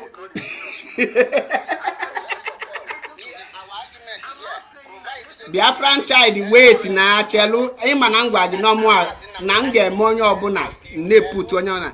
Now Biafran child, just now here, Ajungese, in your platform, did you ask me question or not? What was your answer? I said you started the question. You started now, and I came to your program to ask you a question. Mbembido this program, ekum na Biafran child no okuchu oku no nechefu ihe oku under 10 seconds. Now Biafran child, the years are here, but you did not ask me question. But if you need chefu gi because Chelu, imene here according to you mazina. We discuss maturely like men. In on a platform, ashigi ashigi go ahead, you go. That is how I behave in your platform. The video no qua here, or the one I watch something, it's some play look here. Can I him wait, then I wait. So I know how much. Now pay attention, Biafran child. Can you now answer my question? Okay, I will answer your question. After this question, now I will start my question, okay? Is it okay with you? Biafran child, answer my question. After I answer your question, don't ask me any question. I will ask you question, because in that program, each give them question.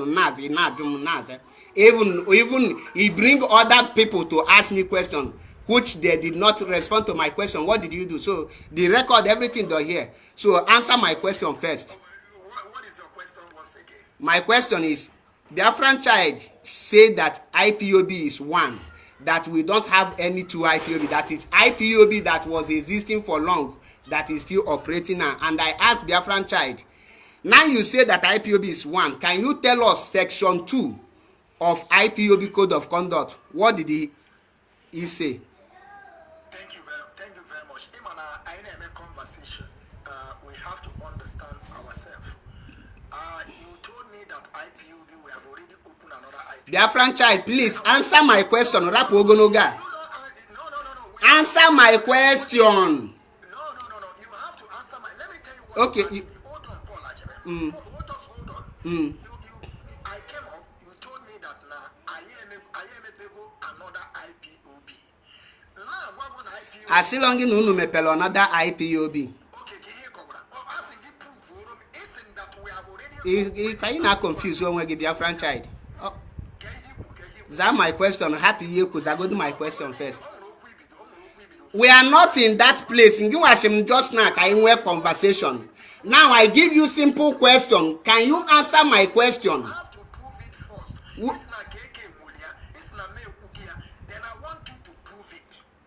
Because in our cover that we have another IPOB, be where this started. Prove it. Let me see. I want it's not KK. Is it not what you said? Now this is KK right up. KK said here that. Yeah, bro, KK. I want you to prove it. Forget about KK. Prove it. Are you not in Italy? That is why I'm making a page KK. What put tell again now? How do you want me to prove it? I am telling you what KK wrote in his platform. That KK said, Mazi KK is not a member of IPOB. Mazi NNAMDI KANU, that he is a member of Biafra community. Now, but that is not our discussion. Biafran child, answer my question. You gonna any other place, answer that my question. So that means that you don't have proof on that one. We have already Biafran. that there's no proof on that. Okay, answer my question first. So we have already established that, isn't it? I want you to accept. I will answer your question. No, because I give you proof. So answer my question. Are you giving me a proof of what somebody, a write-up of somebody on his page? You want to use it to give me a proof, or to just to convince me that we have. Biafran child, rap here. This is not what we are. Answer my question. Does it mean that what you are doing is just a proof? Now, Biafran child. If I on my camera now and I said that I am no longer an IPOB member. Okay, Wait now. In a noise. Okay. Now, Biafran child, if I on my camera now and I say that I am no longer a member of IPOB, and you now, you go out there and say that Paul is no longer a member of IPOB, and the person asks you where is the proof, which proof will you present to the person? In a first place, I will never say that you are not a member, because I don't know the reason why you wrote or you said what you said. You know, sometimes. Biafran child, is Iken Guruagu a member of IPOB? Today? Yes. He may come tomorrow and tell you he's a member. Biafran child, is Iken Guruagu a member of IPOB currently? Currently, no. Where is the proof?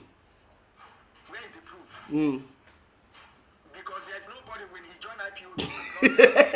How do you know that he is no longer a member of IPOB? That is what they are circulating. Who? You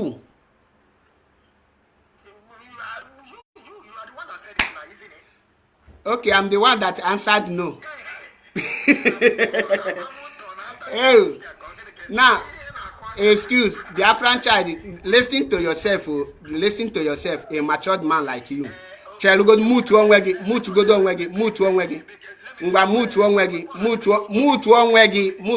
People are here and people are watching. Here. Now, I don't like someone behaving like a child. You are behaving like a child. Then you have to be matured enough to behave yourself. You cannot ask me to address you as a matured man while you are behaving like a kid. Now, listen, I'm not here about the rowdy. Listen, Biafran child, listen. A matured man, Kajulia, is Iken Guruagu, a member of IPOB. The answer on your blue no. Then I join you, where is the proof? Or say that no Julia the question is Iken Gabulosi IPOB member. Does that sound like somebody who is normal? Okay, Can you answer me? Does that sound like somebody who is normal? Yes or no? Second, can you answer me before we go back now? Obo naturally answer this question. Let us go back to my first question. Then Kaiganiru, answer your question. Based on what I said, you start from there. Is it true that you denounce NNAMDI Kanu? You are not the one to ask me the question. I will ask you. Imagwam question, Majogi. Listen, Biafran child. If you cannot answer the question, we have other people here because I have just here constitute nuisance like the people they follow Chike. Biafran child, you said,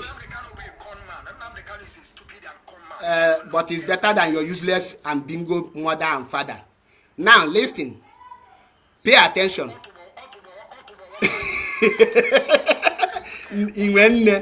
Negi puto tagatota is your here. But also no so kichole bana or na ki jiboso.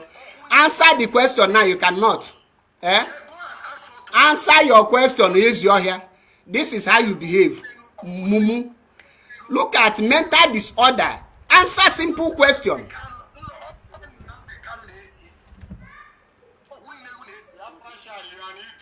Onye cho igwe okwu onye agwe okwu, any person can.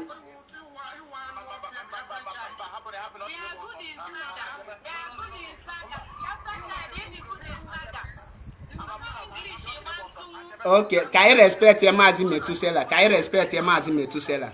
Acha boy ankete. Now, Mazi Metu, you are about to say something. Let's respect Mazi Metu because everybody should mute. Everybody should mute. The only person, Mazi Metu, go ahead. I can go live now. What do you mean? I can drop and go live. What do you mean that I'm running? Are you stupid? Why do people are you stupid? Fuck you off and Are you stupid? Because yeah, Mazi Metu, you are saying something before. Don't come here and begin to tell a man. Biafran child, Biafran child, mute one way respect your useless age. You don't command respect, you command insult. You command insult. Okay, Mazi Metu, you are about to say something because I need people here. If not.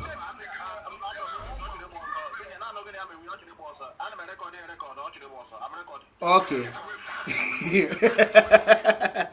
Biafra child, can you answer the question, Unjogi?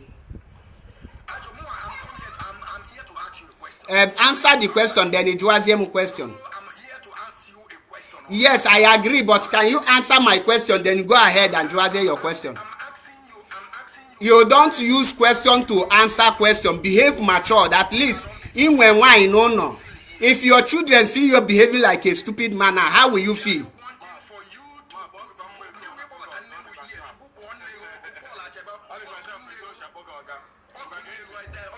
Pastor Moot, you go to first. Chelono. Biafran child, I bet 500 euro on your head that you cannot answer the question. I'm telling you before I answer you, before I answer your question, you have to apologize. Yes. Okay, Ngbachelo can your negi biko. Ngba Moot onwe gi can your negi biko. No, Nya acha mi your negi biko. Chelono can your negi biko na. Okesi mu your negi biko.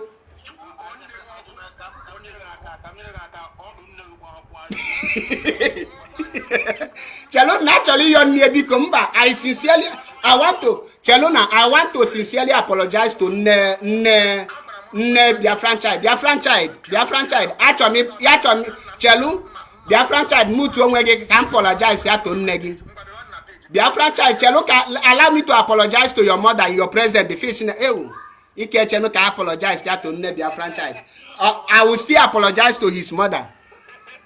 Oh, Biafran child, may the day you give birth to this bastard be a curse on your generation and the generation of Biafran child. Biafran child, call to Bawa Munyegi, Bawa Mumunegi. Unuke can apologize there to the useless mother of Biafran child. Now, we apologize to useless a bastard. Simple question. Before Bogoti and Agwamun no lose memory. That no ge kwoko chefu ihoku. Under 2 seconds, join a question, no chefu gi hoza. Or this kind of person kunu choka kachike dozie bịa hand over Biafra to ihe njisisi akpọ n'ibu ka the world for that nobody in this people's group can answer question. Each nwere one IPOB. Gịnị ka the code of conduct nkwu emalozia? Why unu netinyebeho emepebeho your own community primary school in agbayali? Egbayalu ga here, egbayalu ga ebe ni, egbayalu ga this side. Acha na China, ọ dị ka nọ na call, mana ọ bụghị nọ ha na call, take the mic.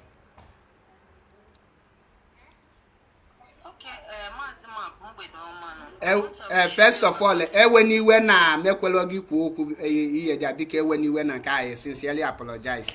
Ndewo. No, I'm not angry. We are dealing with gangsters like Chefugo. They are gangsters. Agwa mo no na ndị enweghị anything to offer. Ogbefu ihe niile ọ na-akọ ebe onwere any single sense onye amekiri. Onye abụ a riffraff. I even I didn't surprise nwaanyị mụrụ dịka dimkpa old man do onye akago nka. Still on a reason ko mazi even old age abịago na-arụ. Ihe kwuru na ejuri asịa Biafra community ha nwasetri ọ bụ why na ha chọghị ime ya announce ozigbo ikwuri o chefughị to show you that they don't have anything to offer.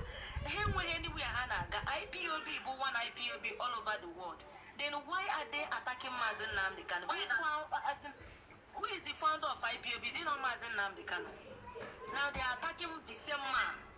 Okay, ha na-azazi IPOB with Mazi Nnamdi Kanu ka amazi onye ike ga-agwụ. Ihe m chọrọ egwu no bụ biko no. Let's continue to expose these people. And I want to appreciate Mazimetu for recording him. Tomorrow, get this record that he because all here. These people don't know anything. Yeah, we all come with him, Mama down. Because I want to Mazi Nnamdi Kanu here in Kenya. I am him that Nina wine and dining with crooks and wolves. People are in a hand, all hail. Look at them. You see how evil they are. If we can have Bulgari propaganda everywhere, they only knows how to blackmail people, tarnish image. Jordan Soko Kona get the offense of Mazi Nnamdi Kanu in his life. Nothing. He's just being jealous. He failed in Germany. Mazi Nnamdi Kanu Gebuna, he's no failure. Why is he attacking Mazi Nnamdi Kanu? Mazi Nnamdi Kanu Jiogu. Did he know him one-on-one? Or want to go business with why is he attacking him? Yeah, but the people say that Nahacha restore Biafra. So because thank you so much for exposing this idiot. Because only him with anything to offer. Just so saying on brain tumor now, on dementia. Only lose brain. Primary school, and you are as an edible soft on him. Now, still it's quite unfortunate. So, because you continue, because any of them do like that, we can go down so that they will continue to educate them because they don't know anything. They are just deceiving the gullibles. So, that is all I have to say. Like I always say that nobody can defend Chike Doziem-led group without standing stupid. And none of them can stand 10 minutes in my platform without disgracing him or herself. And I will continue to prove it over and over. Or any person intelligent or when you are having conversation, you will present what you have. Your intelligence speak for you. Biafran child, I can tell you that the only thing Biafran child command, I give it to him. He command disgrace. He command disgrace because he does. That is any atom of shame. Personally, I have saved this guy in numerous occasions in a debate. Even Mandi Binisef. There was a day, that cheesy, Reverend Sister Cheesy. Them na call me to come and save Biafran child nebo neme debate. If Mbatadi bevelo Biafran child akwa. Omunwa was zawa those people questions, zawa question. Well, will you see my own question? Biafran child me check on personally. Na gwa neke name if you go jiye kukonye down a 4-story building. Onyo anabi wetelumono tata. maazị mapụ ka Biafran child na-ewetala ọnụ atalọ m ya ụta a na-eme ihe Biafra ọ bụ na anaghị eme ihe Biafra ụdị mmadụ anya anụ anyị nweta ya na ihe dị a onye agụkete mmanya ogokete mmanya ọ na-ajụ chi ogini mana ya si mere na na-eme maka ihe Biafra onye ọbụla niile onye pụta na social media ọ na-agba ọnụ kpata I think Nigerian news up may we know you Nigerian news ọ nọlọ nso ka anyị gaa to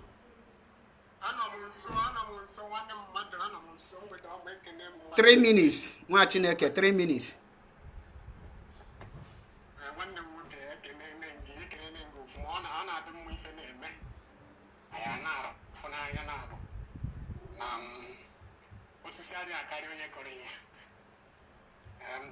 this one my dear kita again and he made the bet AJ go made the bet in his life one certain time. He born a water in NNAMDI KANU'S. They made the bet in I win and there. I win am. He can go here. You have to go. If you want to know NNAMDI KANU'S, kita win the most match.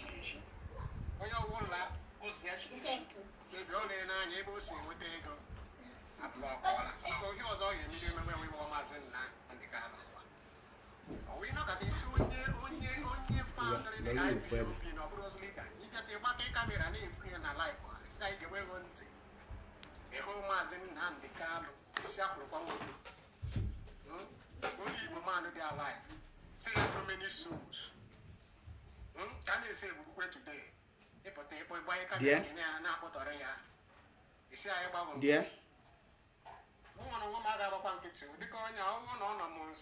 Yeah, below your dire condition. This kind of art na IPOB before how we memo followed. I go come and memo followed. Don't you see IPOB now by city? Oh, very fine up where very soon America fear. Oh, block from the group because of Nigeria. Actually, the reason why I do somebody take a Simon, I'm sorry. The reason why I do a Simon a bar attack. A block comes soon and make us to one. And make polar. Without we knowing that already this guy and I know now gonna hand around that grand work and around is to make everybody useless. Today I am Rosie on the Kurai. When I thank God NNAMDI KANU'S. I'm telling you, the second of these people. Sacking of this SDOS.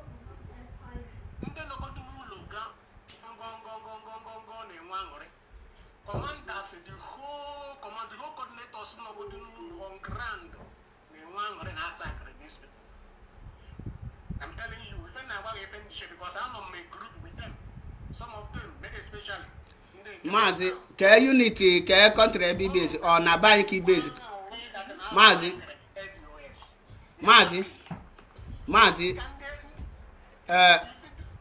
Nigerian news. He based in at banking or outside. Ke country bino. Ke unity bino kita ni Italo. And haneme operate kita. For now, maybe operate since the second of SDOS. And I contact one of my guy now because we count against them after they blocked me because of Nigeria. The guy has last time he got meeting at here the place kita and when they name meeting na it's not back in Venetia ko. Okay. And when they name meeting there now? For now, no. When they name meeting everywhere they go through. Okay. Gino egina no with NNAMDI KANU'S currently in ebe.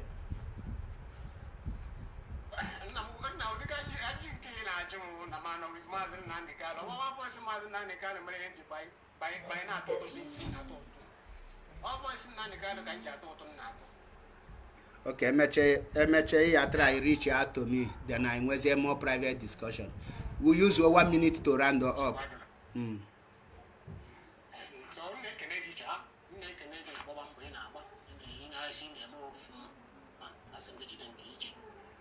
Because now, our now, your name phone and the SDOS and America. Because now, all my SDOS, I'm on Bahasaka, and even in Asaka, I'm on Castle, we share your name on the internet. I from Castle, my Sharu, I from Castle, Betusela, I from Castle, one free voice of freedom. Sat that year, what? About what the misak mazi e gana that side what the misak no be say dem say what the misak and na eba no ayi na ekwu eziokwu ana he na anya n'iru ụwa Sofia the misak even self what the masak cha akpọ achite back sack anya again kpọ achite again sack kwasi again so e gana that side.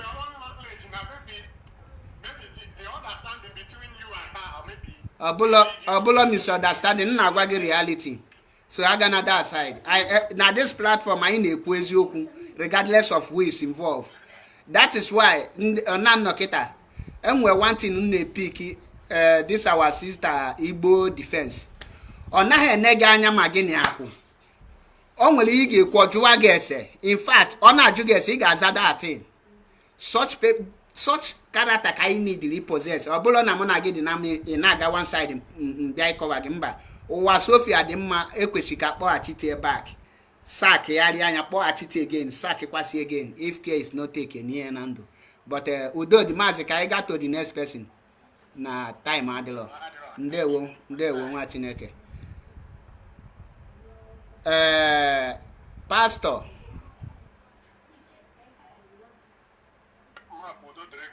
Ndewo.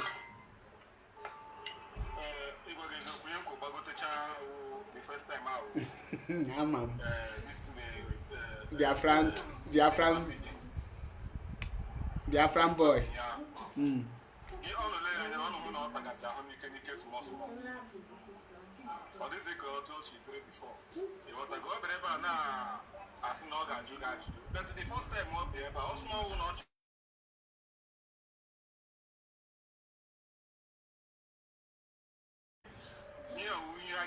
Yes, but I only the first one was that.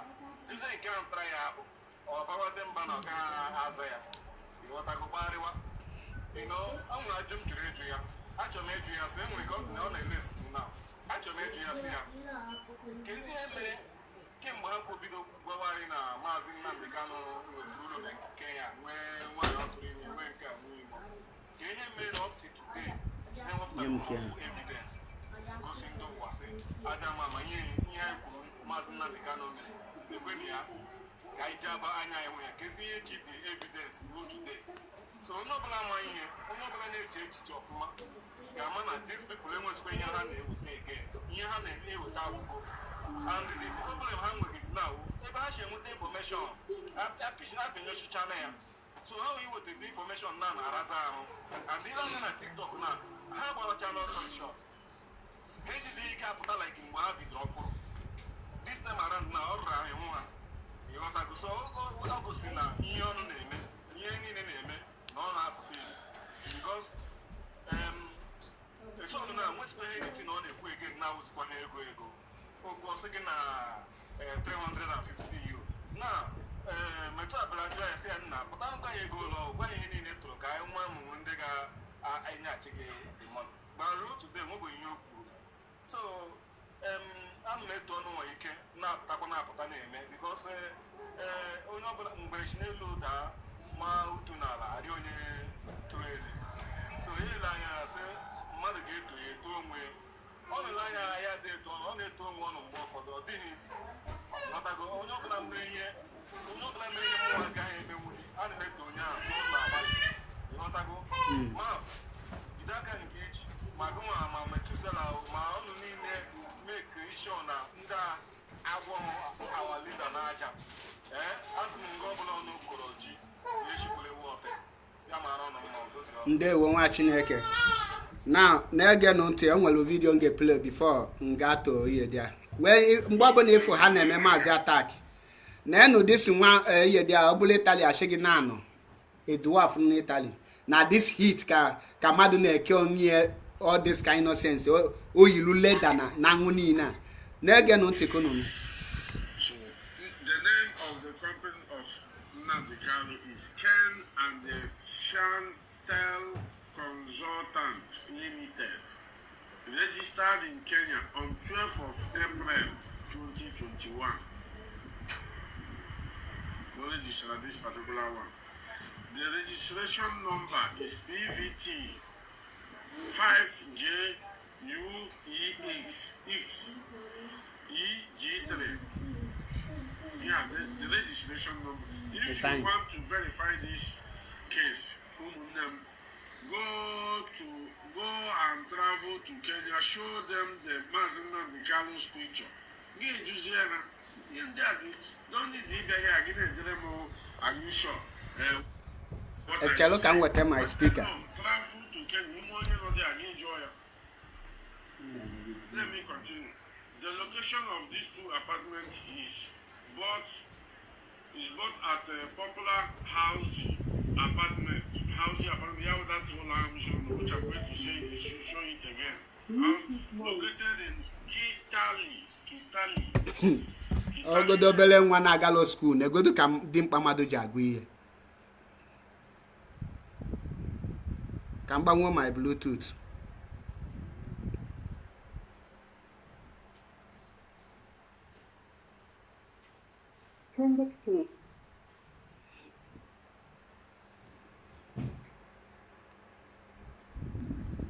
Yeah, Kimani state or whatever. On Apotana. Okay, Kimani housing state area, neighborhood of Nairobi, Kenya. The box line in 2137. The box code here. The different number. The bus code here was 600606. Here, the bus code here of the place.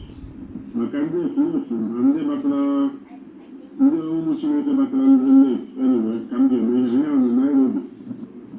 I'm going to bench up. The apartment phone number, which I am not going to release here, maybe I will post those ones later. Maybe I can be over call. I will post. Now, apartment phone number. Come and release it because Obu no release is that phone number. People get me call. Now, na fukeji atwasi.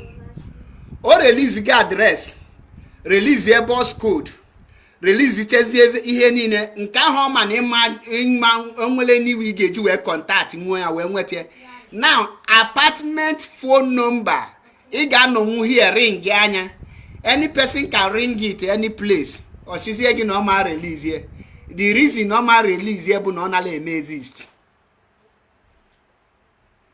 The reason no ma release here but no exist because now if you can see the but that is not to ever in aga. I just impose so when ever in aga but na 1 million. Social media to me. If they don't stop this, their madness. If they don't stop, if you not believe that this man, you can be in prison, believing that you knew which in a mistake. You believe you become a beast inside prison. Anyone knows the outside, we are more than millions all over the world. You believe you can be buying people with our own money to attack us, to manipulate, to put propaganda. This is complete 5 good years. More people have been attacking China Samuru. 5 good years. This attack did not start today. To tell you that all NNAMDI KANU is the manipulator. You attack China Samuru 5 good years. On your show, Simon, Cuba, yes. Actually, question me the minute, but that thing, but I'm not telling the minute. Just patient. Thank God, housing estate, money in Kenya. We have very verifiable. You Google and see. only put here giving an argument. Each of these apartments is $250,000. So 200 square, 200 Asimoro can come 200 meters square. 200 square, 200 meters square. All of you in Western world,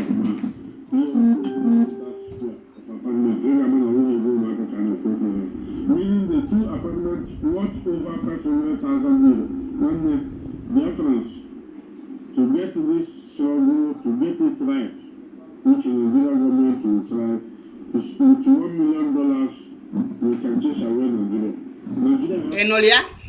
Now, any no koga, or shigi na to get it right, to chase Nigeria out, no she have $1 million. Let me replay it again. 4 minutes and 38 seconds. Okay. Difference to get this struggle, to get it right, which the Nigerian government will try to spend $1 million, we can chase away Nigeria. Nigeria have money. Remember that we as Biafrans, as IPOB member, having $1 million cash, Nigeria also Nigeria gonna back. What the candidate today, he uses all those. So, attack in any when NNAMDI KANU just Kenya have $1 million. Nigeria, also Nigeria now control the whole crude oil. Also, for just Kenya have $1 million. So, Kaiga Niro, ya just can play Makandega potassium at this people the serious. Kemalo na had the serious. Na trouble your money. Just to your money, nothing more. Now for Nigeria, it was in this bunch of bingos, $1 million now. They will chase Nigeria. Nigeria also. Nigeria that has crude oil, Californium, gold, with copper and the forest, everything. Inye Keke and China Sanworu, just $1 million now.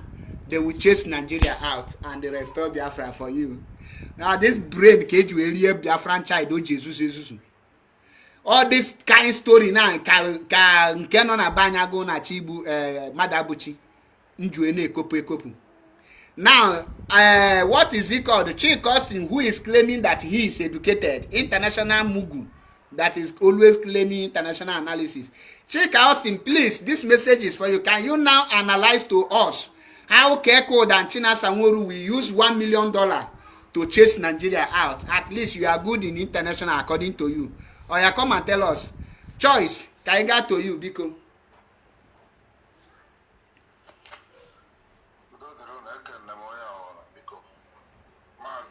Good evening from here.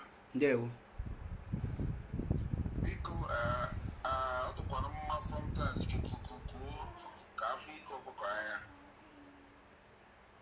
because I don't remember for any other person apart from that moron. Here now, but I saw some motor. I just know now background naked. Can go answer proper questions. Everybody there is never that. We should ask him. When you get one question, then I begin to ask myself, couple with this video, this record that you played now, and then Hannah choosing my question, I come to conclusion now. How did they manage to gather this riffraff, these morons, these empty brains?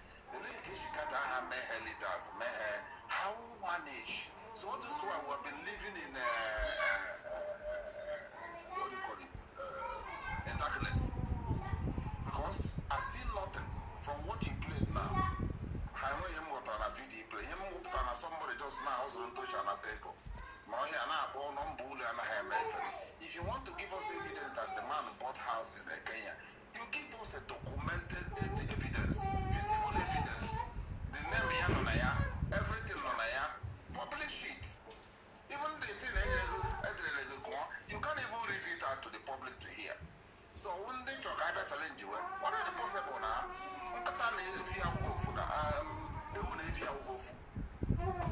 So no one to be here will be a franchise, but it's a pity no also. o kwesịrị ịgba ọsọ because unu na-achọ nụ Biafran child abịa here unu kwesịrị ịma na onye Biafran child ebu ka ekwa n'ebe dị brain oye ejiza question unu dị. So biko nwanna ị na-agbanye ọfụma my brother. So I want to appreciate you metu nwanne m and Adamazi achana China biko ekenne m onye ọbụla nọ ebe a. As for ndị enwere m enwe ezigbo okwu for them. If I nwere for them question onye ọbụla satara question mere enwe conversation. Ndị question satara ya forget about it. So nwere ife nwere ikwu ndị eke. Udo dịrị ọnụ daalụ nọ. Ndewo nwa Chineke daalụ rienne. Igbo must go. Biko ewe n'iwe na mgbe ị bịalụ ka ịpụtuo dati nwa Bizagon Mr. Paranoid na ihe dị ajọs m ka ọ yali nwee any excuse oge ji wee gba ọsọ but ama m na brain ya dị empty. Biko the mic is on you.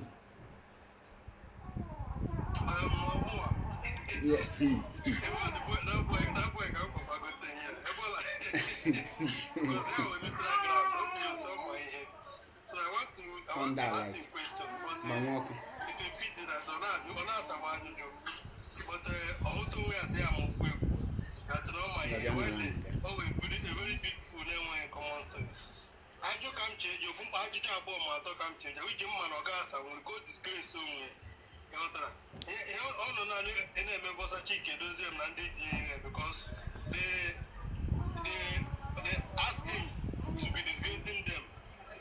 I got one that and then only sense for blackmailing. The lecturer got blackmail. I would imagine them the kind of blackmail. Somebody, people with a natural love, never organic love. I wouldn't imagine that one night I say, come and join this movement. Everybody come out willingly, and they were doing it. Then they put us only one because of what you want to gain. Tomorrow, maybe they thought Biafra will come so soon. Then most of them will become governor. Most of them will become councillorship. Most of them will become one of the mighty men in the society. So as they see that the struggle is lingering, which they don't know that the struggle is not something that will be so easy. So they begin to show their stupidity. It's a very pity. But we stand for this TikTok. We stand to fight them anywhere we see them. Because if you go to his platform not asking questions, they have upper hand. They will be bringing you that even though you ask them questions that they can easily their answer, they can't answer you. That's why I came here. Immediately he came up. I came up to ask him questions, but it's a pity that he ran away. We must continue. We stand with the bell. NNAMDI KANU'S must remain the supreme leader of this struggle until Biafra comes. No other person, no bagger. There's no bagger that can bring him down. He's the sole leader of this struggle. Wherever he is, he must lead there. No other person. If they want to do any other IPOB, they should go meet towards Rike and the other useless sellout members, their members. Josephine Nkiru Kaeze, if you want to join the program, look the comment section. You will see the link. Click on the link and they come in and join the program. In our comment section, don't let God reply. Click that link and join. People that are going to be cemented when time comes, if they are still existing. Thank you very much. Ndewo ezigbote nwa Chineke. Maazị kwa Maazị bụ Maazị Hento. Aflom your full name.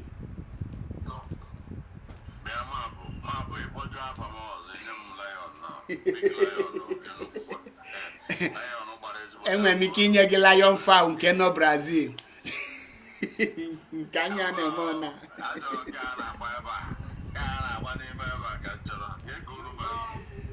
Udo.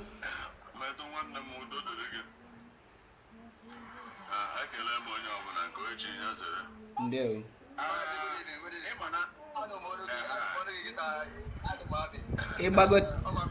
Ịgbagoti mutu onwe gị nwanna. Ịgbagoti mutu onwe gị. Ịma na anyị na-agwa ndị mmadụ na ndị anụnwa agaghị akwụdo nwa ya. Na anyị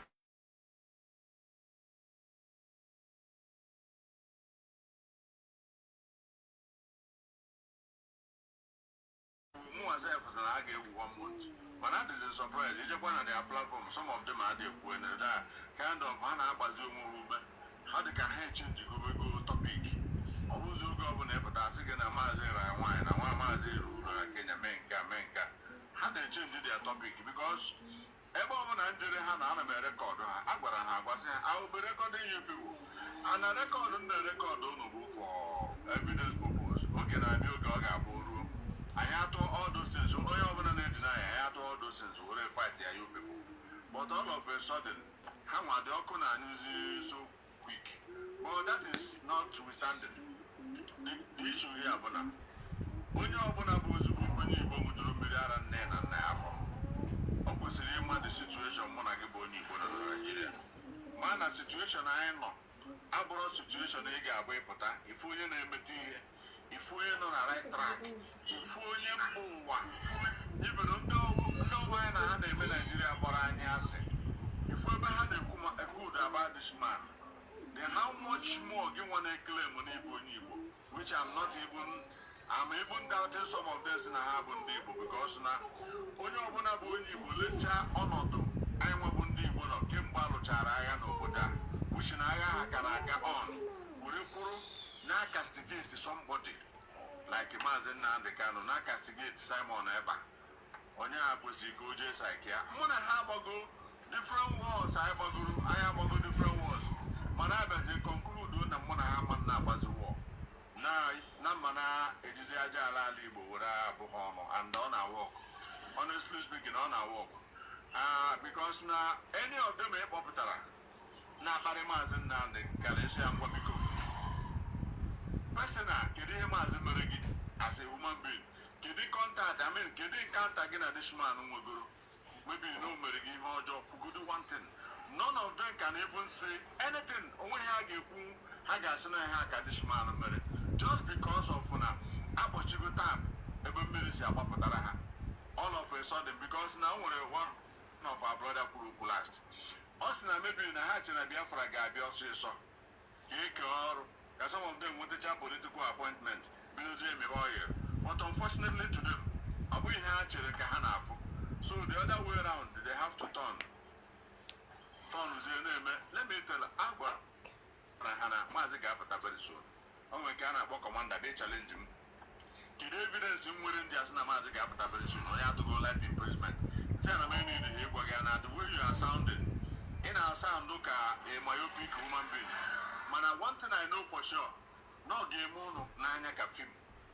O game mono, there's Niana Bona, na, or your mono vam, Nanya, and to Maziga Sipata. And the Unabona reasonable Une Ibo Biafra. Manamazena put up from Ebon, and Amazin Wapa, Mazama just got a radio station again. Now, Mba. The only thing I have was to sit here and do it more. I don't know referendum on it, I need to move automatic, which I don't have any referendum coming because as you stand now, no negative referendum. Heat in Abia and the heat in Abia, they will not stand it. And the heat, the other may stand the heat to pretend. Because no one I want you Nigeria, I want you managers and use in Nigeria. Automatically, I got what you bring there. So when we break these two people, are they uneasy? So when you're going to go on Igbo, human nature your 5th or 100th generation to come, can suffer what you are suffering here right now. This is the time. You get to be start. As a Monday, I'm going to name my Higgy. You may be platform. I'm going to name my anything Higgy. So for what you imagine now, the gallery, the picture, and about you.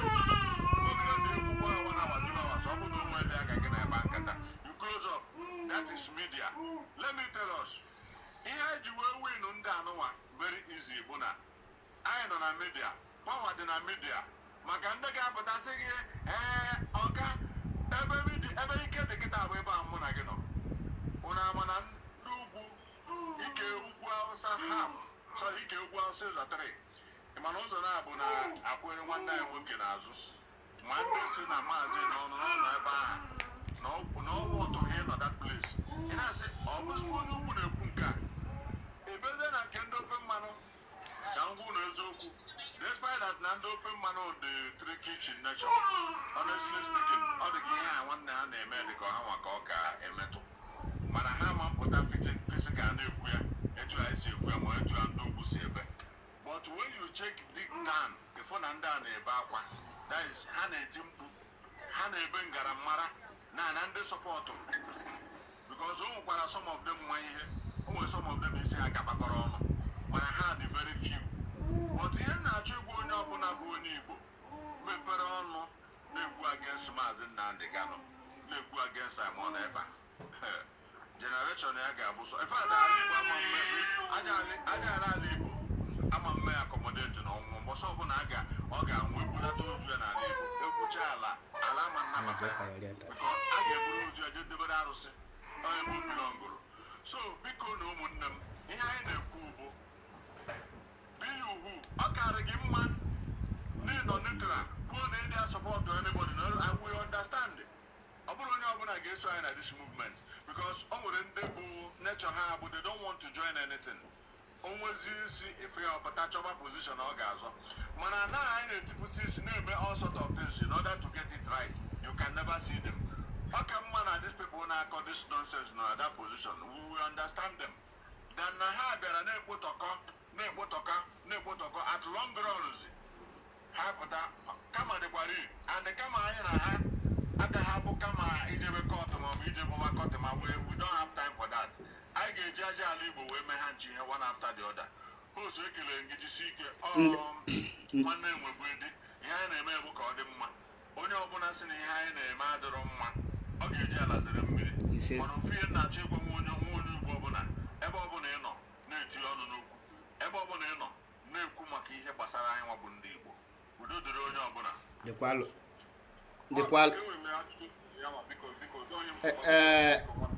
Pastor Onye, Pastor Chele, Pastor, ajụjụ gị Chele, Pastor, Chele, Pastor, ajụjụ gị ebute confusion here and I actually anya gafego that stage. Ama ijubeghị but amalụgo m ebe ị na-aga, ị nwere ike ịhapụ ya? Ngwa jụọ.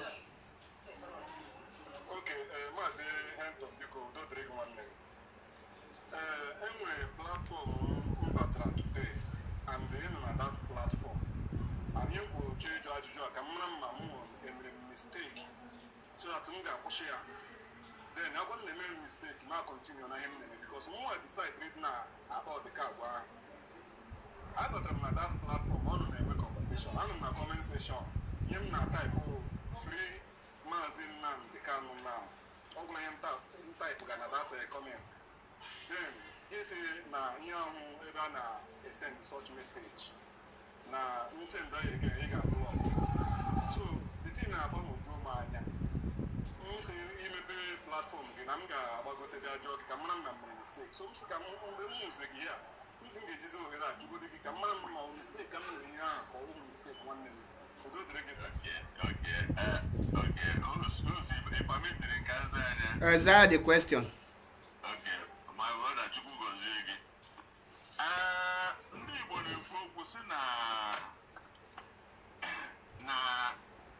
don't wait to the was na nkụdị na mba na-eghere mba nne ana onye ọbụla ma nwanne m nwere ebe anyị na-eje kwuo okwu Biafra nwee ebe anyị ga-agba eje anyị kwuo n'ọmatị ngafe ebe a na-abụ the appropriate place ikwesịrị ịpụta na-ekwuda ma ebe ọ na-ekwu ihe a bụ na platform elite nna-eselụ ka ndị be anyị nọ on ground. Ọ bụrụ na nwanne anyị nwoke na-apụta for election ka anyị kwudo make sure na ihe mee 2023 ya mere ka anyị stand ya maka ọgụ abụọ anyị na ndị ofe mmanụ ka anyị buru ya n'isi make sure na ọma mkpa anyị ụzọ na-abụ. Now my brother gbagote ebe a na-ede nwesị ya no that this is not the place because na majority nọ ebe a bụ ndị ofe mmanụ. Anyị ka na-achọ etu anyị si convince ha ka anyị maa na anyị ga-anara agụ ihe ọkpụ n'ọnụ. If you ever need the free Maazị Nnamdi Kanu, they will not listen to you. Okay, since I apart from reaction, we don't know reaction. No, They don't, they ignore him.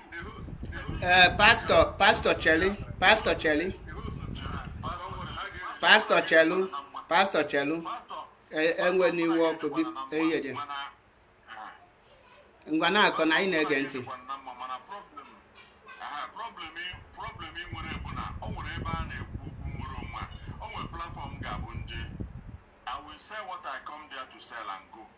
Like ebe a now mma ekwu ihe ọbụla m chọrọ ikwu gbasara maazị kwu ihe ọbụla m chọrọ ikwu gbasara ndị Igbo etu ndị Igbo ga-esi gbakọta ọrụ bụrụ ofu onwere onye ga-eme m any attack mana o nwere ebe ọ ga-abụ m gekwu ya my brother I will get the host a block m number one bụ na the host na onwe enweghị mbọsị mkpọrọ esi a na-ema na-ebu onye Igbo ịnọ wepụta time for anyị nwa bụ ndị Igbo ka anyị sụọ Igbo ama m oge mgbara dịtị today that lady never do anything kind of even mbatago na-asụ Igbo ọ na-akọshọn kind of ọ na-akpachapụ kind of na nnachi emebiri ya anyị mago ịmụ na onwe ndị nọ n'ihu akwụkwọ a bụ ịgbara coins na ịgbara ego which onye ọbụla bụ a freedom fighter agree agitator you don't have time enyere gị ị ga-adị ọkwa ndị before ịgbagote na this black app ma ọ na-ekwu onye nọ ka mme ha ekwuru onye nọ ka mmadụ ka ofu onye ofe mmanụ ịmụ na onwe ebe oru gị na ya gara ịbịa gị na-enwebe nsogbu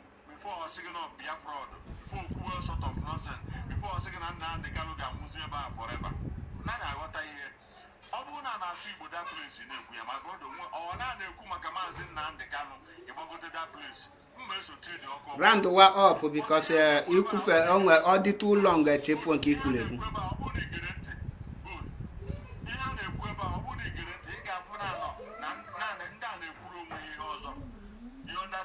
so ka anyị mara ebe anyị ga na-esela awa agitation onye chọrọ ịgwa gị so that is it my brother nwe anything thank you. Okay, before m ga-abata ka pastor ihe dị a gịnị ka ikwe chọbụrụ ikwu before because this ihe akwụkwọ another issue entirely gaa n'iru pastor but bụ okwu gị nkenke.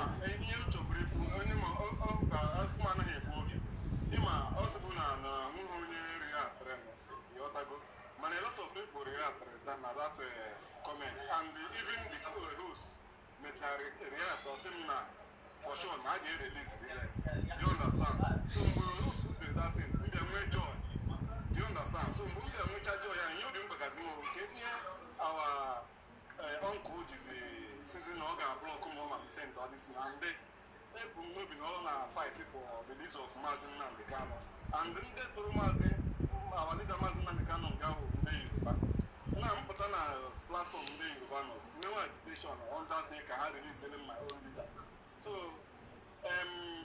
again ma agawa agbaji ime the only thing m ghọtara ya hụ na mụnwa adịghị satisfied na ajụjụ m jụrụ ya based on na achọrọ m ịma ma ihe a m mere ọwụ ihe ọjọọ ka ọwụ something m ga-continue because I assign me on myself each platform ọbụla m gara the only comment m nwere comment sọsọ free Mazi Nnamdi Kanu now ọ bụla ihe m nwere comment so achọrọ m ịma ma that thing ọ dị okay ka ọ dị okay ka mara ma nke akwụsị onye ahụ ime na ajụjụ m jụrụ udo dịrị gị my brother. Dalu Rienne and pastor I appreciate you much for iwebata this question here and Chineke dalu na ma short mlogidam ni emeche jụọ ya ọ bụrụ na ọ bụla n'eziokwu ọ bụla ebe na nchebu ka ị na-aga so Maazị Heto platform anyị na-ekwu eziokwu na ya and Maazị Achebe Paul yara egwa mpụta mmadụ eziokwu mana ma m ga-akwụsị ịza eziokwu bụ ndụ Maazị eziokwu bụ ndụ abụla just a name m na-ekwuchi ike Maazị ịdali ya ahụ ime 100% ịdali ya n'aka nri danya n'aka ekpe danya n'iru danya n'azụ danya n'elu danya n'anị in all ramifications ịdalia ihe njikwa gị na ịdalia bụ na enwelo place eye preach for freedom of Maazị Nnamdi Kanu special the most important place ekwesịrị preach for Maazị Nnamdi Kanu release abụlọ here ọ na the platform ahụ na-abụlọ platform ndị Igbo ọ na the platform ahụ na-abụlọ platform ndị Biafra agitation ebe ahụ ka ị nidiru iwegalụ ha the message of free Maazị Nnamdi Kanu the reason bụ na mụ na gị na-abụ n'ohie amalụgo ihe anyị na-achụ Our mission is to convince others who did not agree on what we are doing. We need to convince them. And bringing the gospel to their doorstep is one of the assignments Maazị Nnamdi Kanu gwara anyị. And ngịnwa ebe ahụ ndị NNAMDI ju nwanne gị nwoke or one of your colleague apụta there raise issue Maazị Nnamdi Kanu. Ọ bụrụ mụnwa bụ ngịnwa, what I will do there bụ mmanya ka ọ na mafụrụ ya. Pretend like na mana half ya. Let others react. Then the reaction of the others will now direct me on how to react. But I will not be the first to react or to even name my brother. Because with your statement here, are you not telling me that na ị ga-eji maka Igbo presidency maka IPOB then happens ya Maazị Nnamdi Kanu? Biko ịbata imutu onwe gị biko. Ijoin imutu onwe gị biko. Ijoin imutu onwe gị biko. Anya majinwu maka IPOB wee abandon Maazị Nnamdi Kanu. It's like telling us that now an opportunity dey for Biafra restoration and the Igbo presidency. Ka ị gawa go for Igbo presidency. Odeloma and my brother with biko, with all due respect, Maazị biko emezinia Odeloma. Our duty and our job is to speak about Maazị Nnamdi Kanu in any platform. Oye lead go to argument, a serious argument in that platform. Oye me go do ke change the topic in discuss with nya change nya. She change nya. Maazị Nnamdi Kanu what it. Or what ebe ọbụna apụta. Enwe ihe ọbụna na discuss with there. Mmadụ pụta there. Maazị what to change the topic discuss wa maka Maazị. Iwu abụrụ that na mmadụ niile ga-abịa kwuwe maka Maazị Nnamdi Kanu, but you have to put it in their ear. Enwere ike chi niile onye ahụ na-emela agree today because of that debate gịnị anwe. Mgbe ahụ disagree olu onu nọ ndị nwe sense lalụzi ụla. Enwere ike that your voice echoes in their ear. Then the next day ọtụgharịa kwuyerie ya ahụ okwu bụ before. So mana ngị nwa bịazie buru ụzọ buchizie ọnụ other people nchọburu ikwu okwu because some of Yoruba people, Hausa people nchọbu nga like ikwu okwu but enwele nye ha that moral or ha enwebeghị the opportunity because onwe ndị ọbụ mmadụ ya ebido okwu ha nwa na onwe ha wee join ya ha ma like ka ọ bụrụ ha nwa bido. So your brother ebido ị ga-afụ some of them are join is your brother efu ọsala ọkụ. So ka anyị yali jizi aka anyị gbaba onwe anyị stored. And I thought more am like this issue but more problem between us. Obono nwelo Maazị Metu, obono nwe something you get tinye nya. Itinye but more am like I debate but more ga-agwa gị eziokwu odilo ma to me. For me I me accept. Nga agwa gị eziokwu. Obona pastor the wrong. More ya nọkwa here gwa gị no the wrong. I think I'm just coming in now. I don't know what people are talking about, but anyway, I'll be stepping out now. I mean, I just want to thank you for, the exposition you have done this evening. If it is possible, I didn't know they say you're playing a voice and the voice is not loud. I don't know which voice is that. I didn't hear it very well. Our voice is keke, but before then, on we believe I treat here. Our voice is keke, ebe keke she na nye ha 1 million now with 1 million higher restore Biafra, Kenya Nigeria also. So, but since I will I believe nowhere from maybe from beginning. Now we use 1 or 2 minutes. Can message in will do pass go the message again, but for our maybe our audience not here. And where one boy in Brazil who went mental disorder and a lion fowl, lion. Netretinu IPOB Monza na koinyo. Can message in where for IPOB Monza and for such a Guinea netretinu here there. So can I discuss here that one since your time is in a wap. There. Okay. I think I have contact with I think if I'm not mistaken, the message the one that leaked that message because I have in good faith I think 3 people in that zone that always brief me on what is going on and they are not hiding themselves. They always keep on telling me they have a forum anytime. And one of them is a principal officer. Anytime I have my program, they send it to the forum, and they always get offended. They started fighting each other. So he was telling them that Methuselah is defending Mazen, and at that time he never knew that they were attacking our leader. So he said Methuselah is not against our leader. That's why he always posts my broadcast in their forum. So I have reached out to a few of them, and they told me they are legally resident, because that's the most important thing.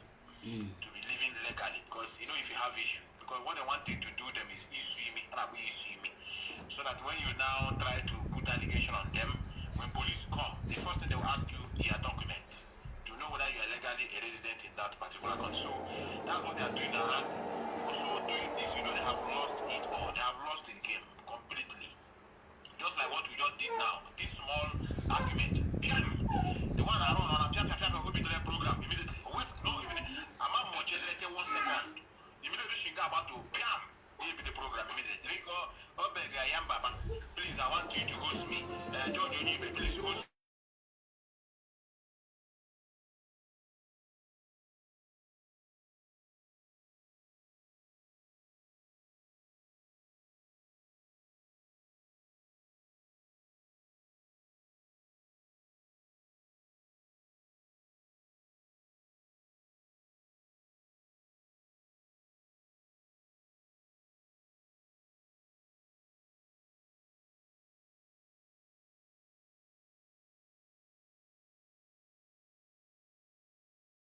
You shouldn't be emotional. When you see him calling NNAMDI KANU criminal, NNAMDI KANU, you laugh, you smile.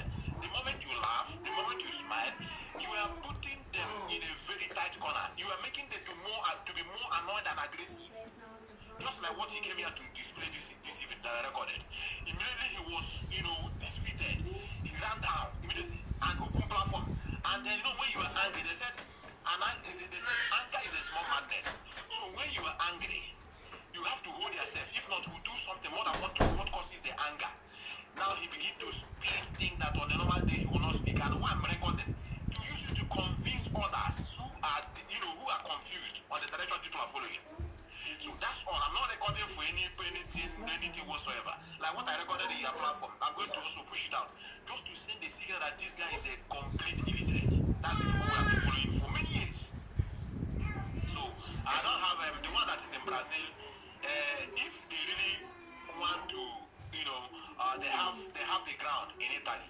What they do, they will go inside and feed them out, and then maybe they want to announce it because they never knew that this book can come out and make such a pronouncement, and that thing went viral.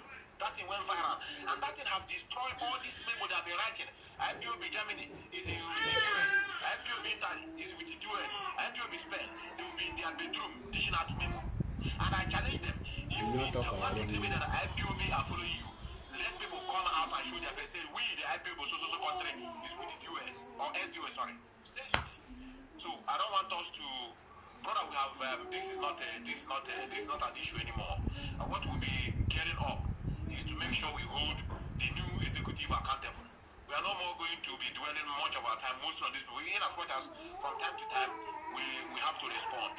But not just to dwell on them. But I love how you people disgrace him today. That's why I pleaded those of you that are here. I want to thank you. Igbo must go. I think who else were here when the guy came in? I said calm down. Just calm down, because he asked me send me a request. I don't want to come up, because if you see me, he will turn it into saga. That's why I said let me leave two of you. You understand? So the moment he started telling you NNAMDI KANU is a command, he want to run. So in such a situation, whenever he says okay, no problem, I know he's a command, let's come to our question, you hold him down. So that is the kind of thing. I think those of you in Italy, there's no cause for alarm. There's nothing. And the one that said in Brazil always said, in fact, he says it's a warning. And then he want to now link it to court group. Is it now? So that is to tell you that if you don't agree with them, they will blackmail you. That's what they did to me. And they never knew that it would backfire. And we are today.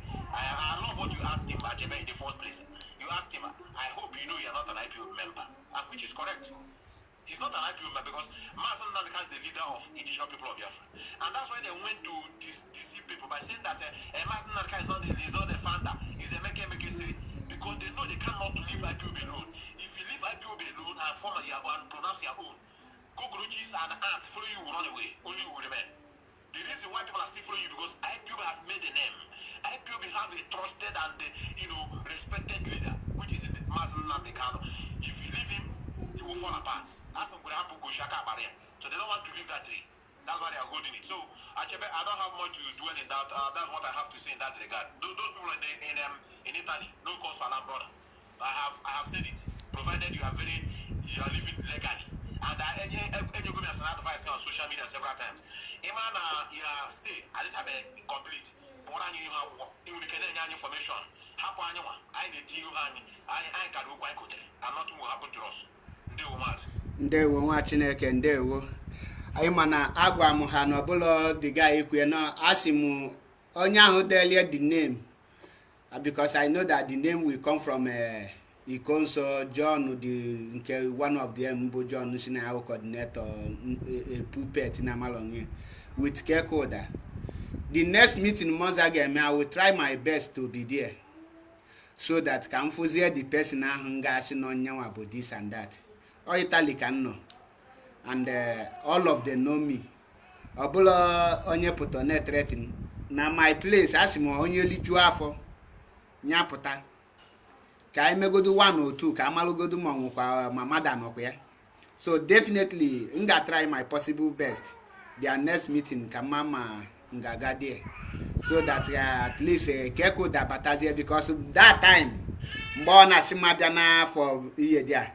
Just no kwanye ugwu because of na aka na respect in the US but ketamfo na iye dia no ya iye dia onye obuna aga mazi who is who this time around ndewo mazi metu dalori enne ka I got to king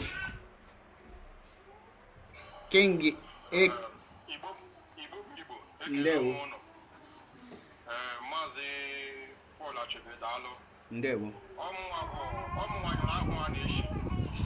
Mazi John Mbanka na-akpa fire from Brazil. Na-aga everywhere. Nwa Monza. I machine ke kwọtọ. I want to hear. Ihe chọrọ ịgwa ụnụ bụ na nke ahụ that's a voice note on the 21st of June. Nke ahụ part 1. Part 2 ga-ebido this coming Sunday, not this coming Sunday. Yes, this coming Sunday. Yeah, this coming Sunday. Wanna get it here? I think this coming Sunday is what? Which is this Sunday that is coming? Oh yeah, got it part 2. Just stay tuned. And when I would have cake, Mona ya on a no, na DM ya. Mona ya na to promo no. Obu na say na I'm only going on here on the Ndozia. Monique no here. No, I could send this message to him. I want to send a young Bashirike can walk out to Black Bobby, which everywhere. Let's do that cake reply one of my voice notes and send it. I just only one, may not reply the rest again. Come on, I have a bit of conversation from them. Ndia de Potala Hamona, the second name I call that idiot in Kanimania Kamabus. The second name of Mologi, okay, for that video, one of the and just that will not change. I'll come to the mania. Then the mania will get in the morning. Movie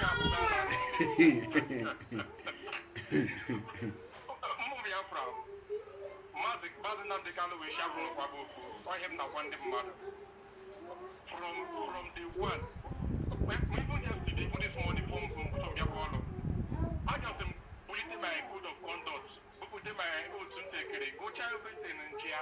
Almost 4 different pages, 4 different sessions that I could have conduct. Code of conduct, and I'm not the guy to do here. Nana said, one woman I suspend the go. Ye and amen. After ye and amen, Jesus said, ye and amen. NNAMDI Kanu will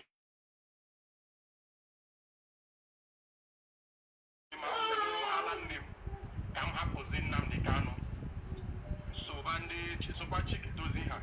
So about that cake or see Igbo na koi hoflo. Even on your cardinal John Okoli. Now Kauda cake coordinator now Milan Monza. I put me yesterday. Okay, Munaneku, Anatagalion, Nadia, Ahuma. onye ahụ isendịrị that minute video ụnụ gara ịgbaji ya olu na ọ na-ekwu ka ụmụazị na ihe ọ na-ekwu ọ gbachiri ike ka otu nwoke si kwuo ọ gbachiri ike so that next time ụnụ chọrọ izi ya ozi ka ụnụ dere ya note ka ọ na-agụ ya na-ede so that your pasịcha message ụnụ chọrọ ka ọ pas ịhụ na Monza especially that 11 people kpọrọ afa aka akwụkwọ anyị na Italy gbachiri ike confirm na-agwaghị nwa Europe abụrụ m nwa Italy alone amụ nwa Europe confirm with my blue passport ịbanye Brazil I can lock that idiot up mkpọrọ ha yesterday on a meeting ndị ahụ kpọchara afa I called them on a meeting m jụrụ ha do you guys permit me to go to my lawyer and take this guy as him ka m go to go dịka I wanted to pick it see abụrụ m onye na-emegharị okwu if you go for education school is not scam ọ bụrụ onye ha garụ n'akwụkwọ ihe Nnamdi Kanu ji dị outstanding Nnamdi Kanu is complete Nigeria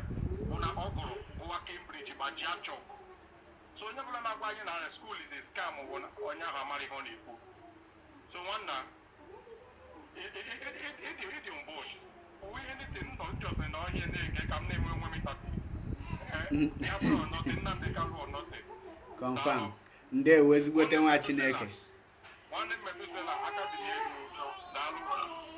ndewo ịma many of them amalụ na anyị abụlọ ka ha nwa ji n'ọlụ ka anyị nwa ji n'ọlụ ịma adị m surprise na most of them na mụ na ha na Italy ha narọzi akpa afa Paul asịkwa why na ha da akpa afa m ọsizie m pụta ihe na ya eme nke a nwanne once ụkwụ gị gbachiri ike ịma ihe ị na-eme enwela ege threaten gị and enwe threaten mmadụ ga-enye gị n'obodo a onye ahụ akwụwagodo gị ụgwọ first so ha nwama so I really thank God and I appreciate every members of IPOB Monza has set to go the pace and others are following their footsteps very soon keko da amago na onwelozi any member na Italy here iyo na ebezi na bụ akwụ ọnwụ and when we will march egosikwa video ọ bụ na ozu nwoke na ọka nwee member nya mee video ha nọlụ gosi this is the unit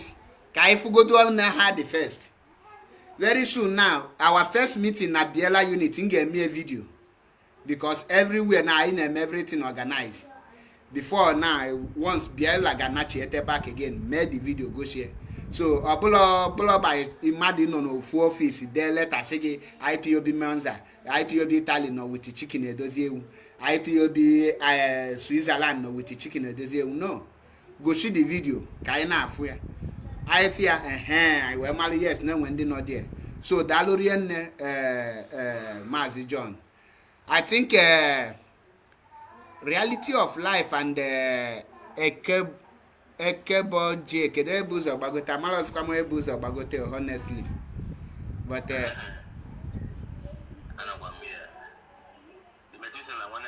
okay gaa n'iru ndewo nwa Chineke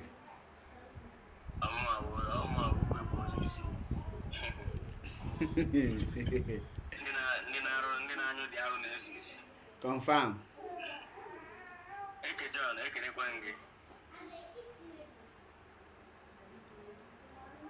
o mere mute ndewo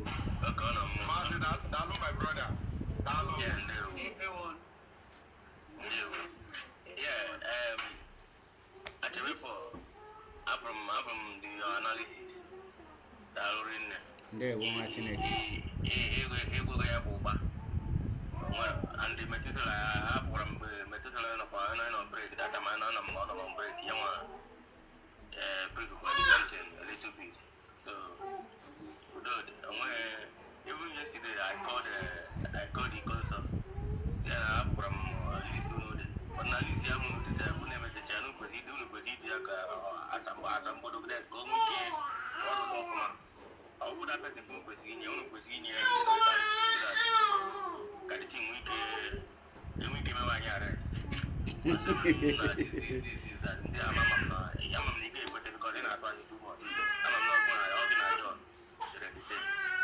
even John himself, I think called John yesterday. ọ na-akọkwa nonsense dị ma dawa ọ na-akọ you cannot understand his statement onye iberibe mana udodi ntụgbu adọ isi ike nwanne m a na-agba aka ọrụ ụlọ ndewo ezigbote nwa Chineke ndewo men day and gallant men day ndewo Ekebo over to you akpọtakwa m dị afọ Ekebo are you there kinotela aka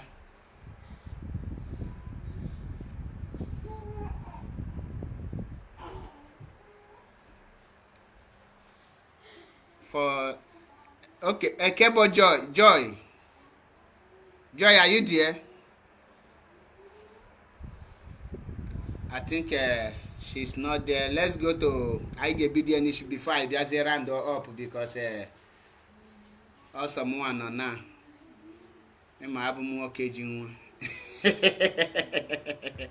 Europe abụlụ ya na akọlụ mmadụ nnọọ mana ya dịwa ihe a ka metuju esi na ọya anụkwa nwaanyị bụ amụ ito en Nigeria ka anyị randozie up I mean Nigeria news update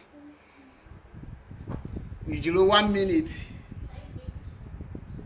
we ka anyị rando up ka anyị bịawa n'isi ngwụcha n'isi njedobe I mean Nigerian news update. If you are not there, can I get to Pastor, nye your closing remark.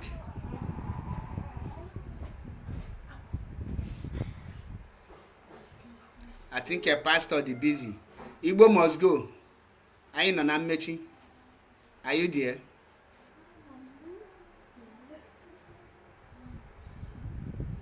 Ngwana King Maazị John, nyezie your closing remark ka anyị mechizie. Ndewo.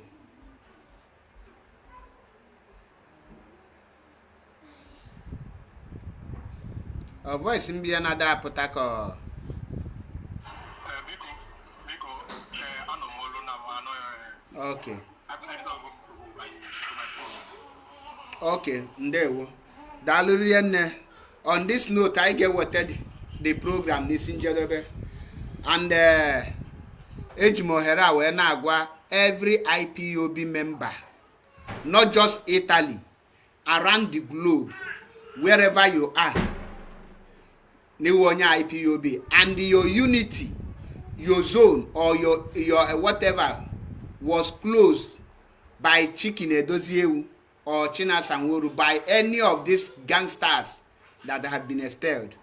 One tinyem na call, contact me or Mazi Metusela or any person in man no under the command of Mazi Chris Nwogu and Mazi NNAMDI KANU, and they will give you just 1 week.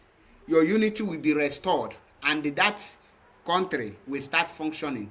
So echene ka madu bia shigo ke no nwa mepere before iga bia, you will start it. At this point in time, every person must move for work. Ichene konyo ozo bia lu onya ya locha ki we bia, this is the time for you to rise up and fight. So every IPOB worldwide, all the unity mechi must be restored and be reopened.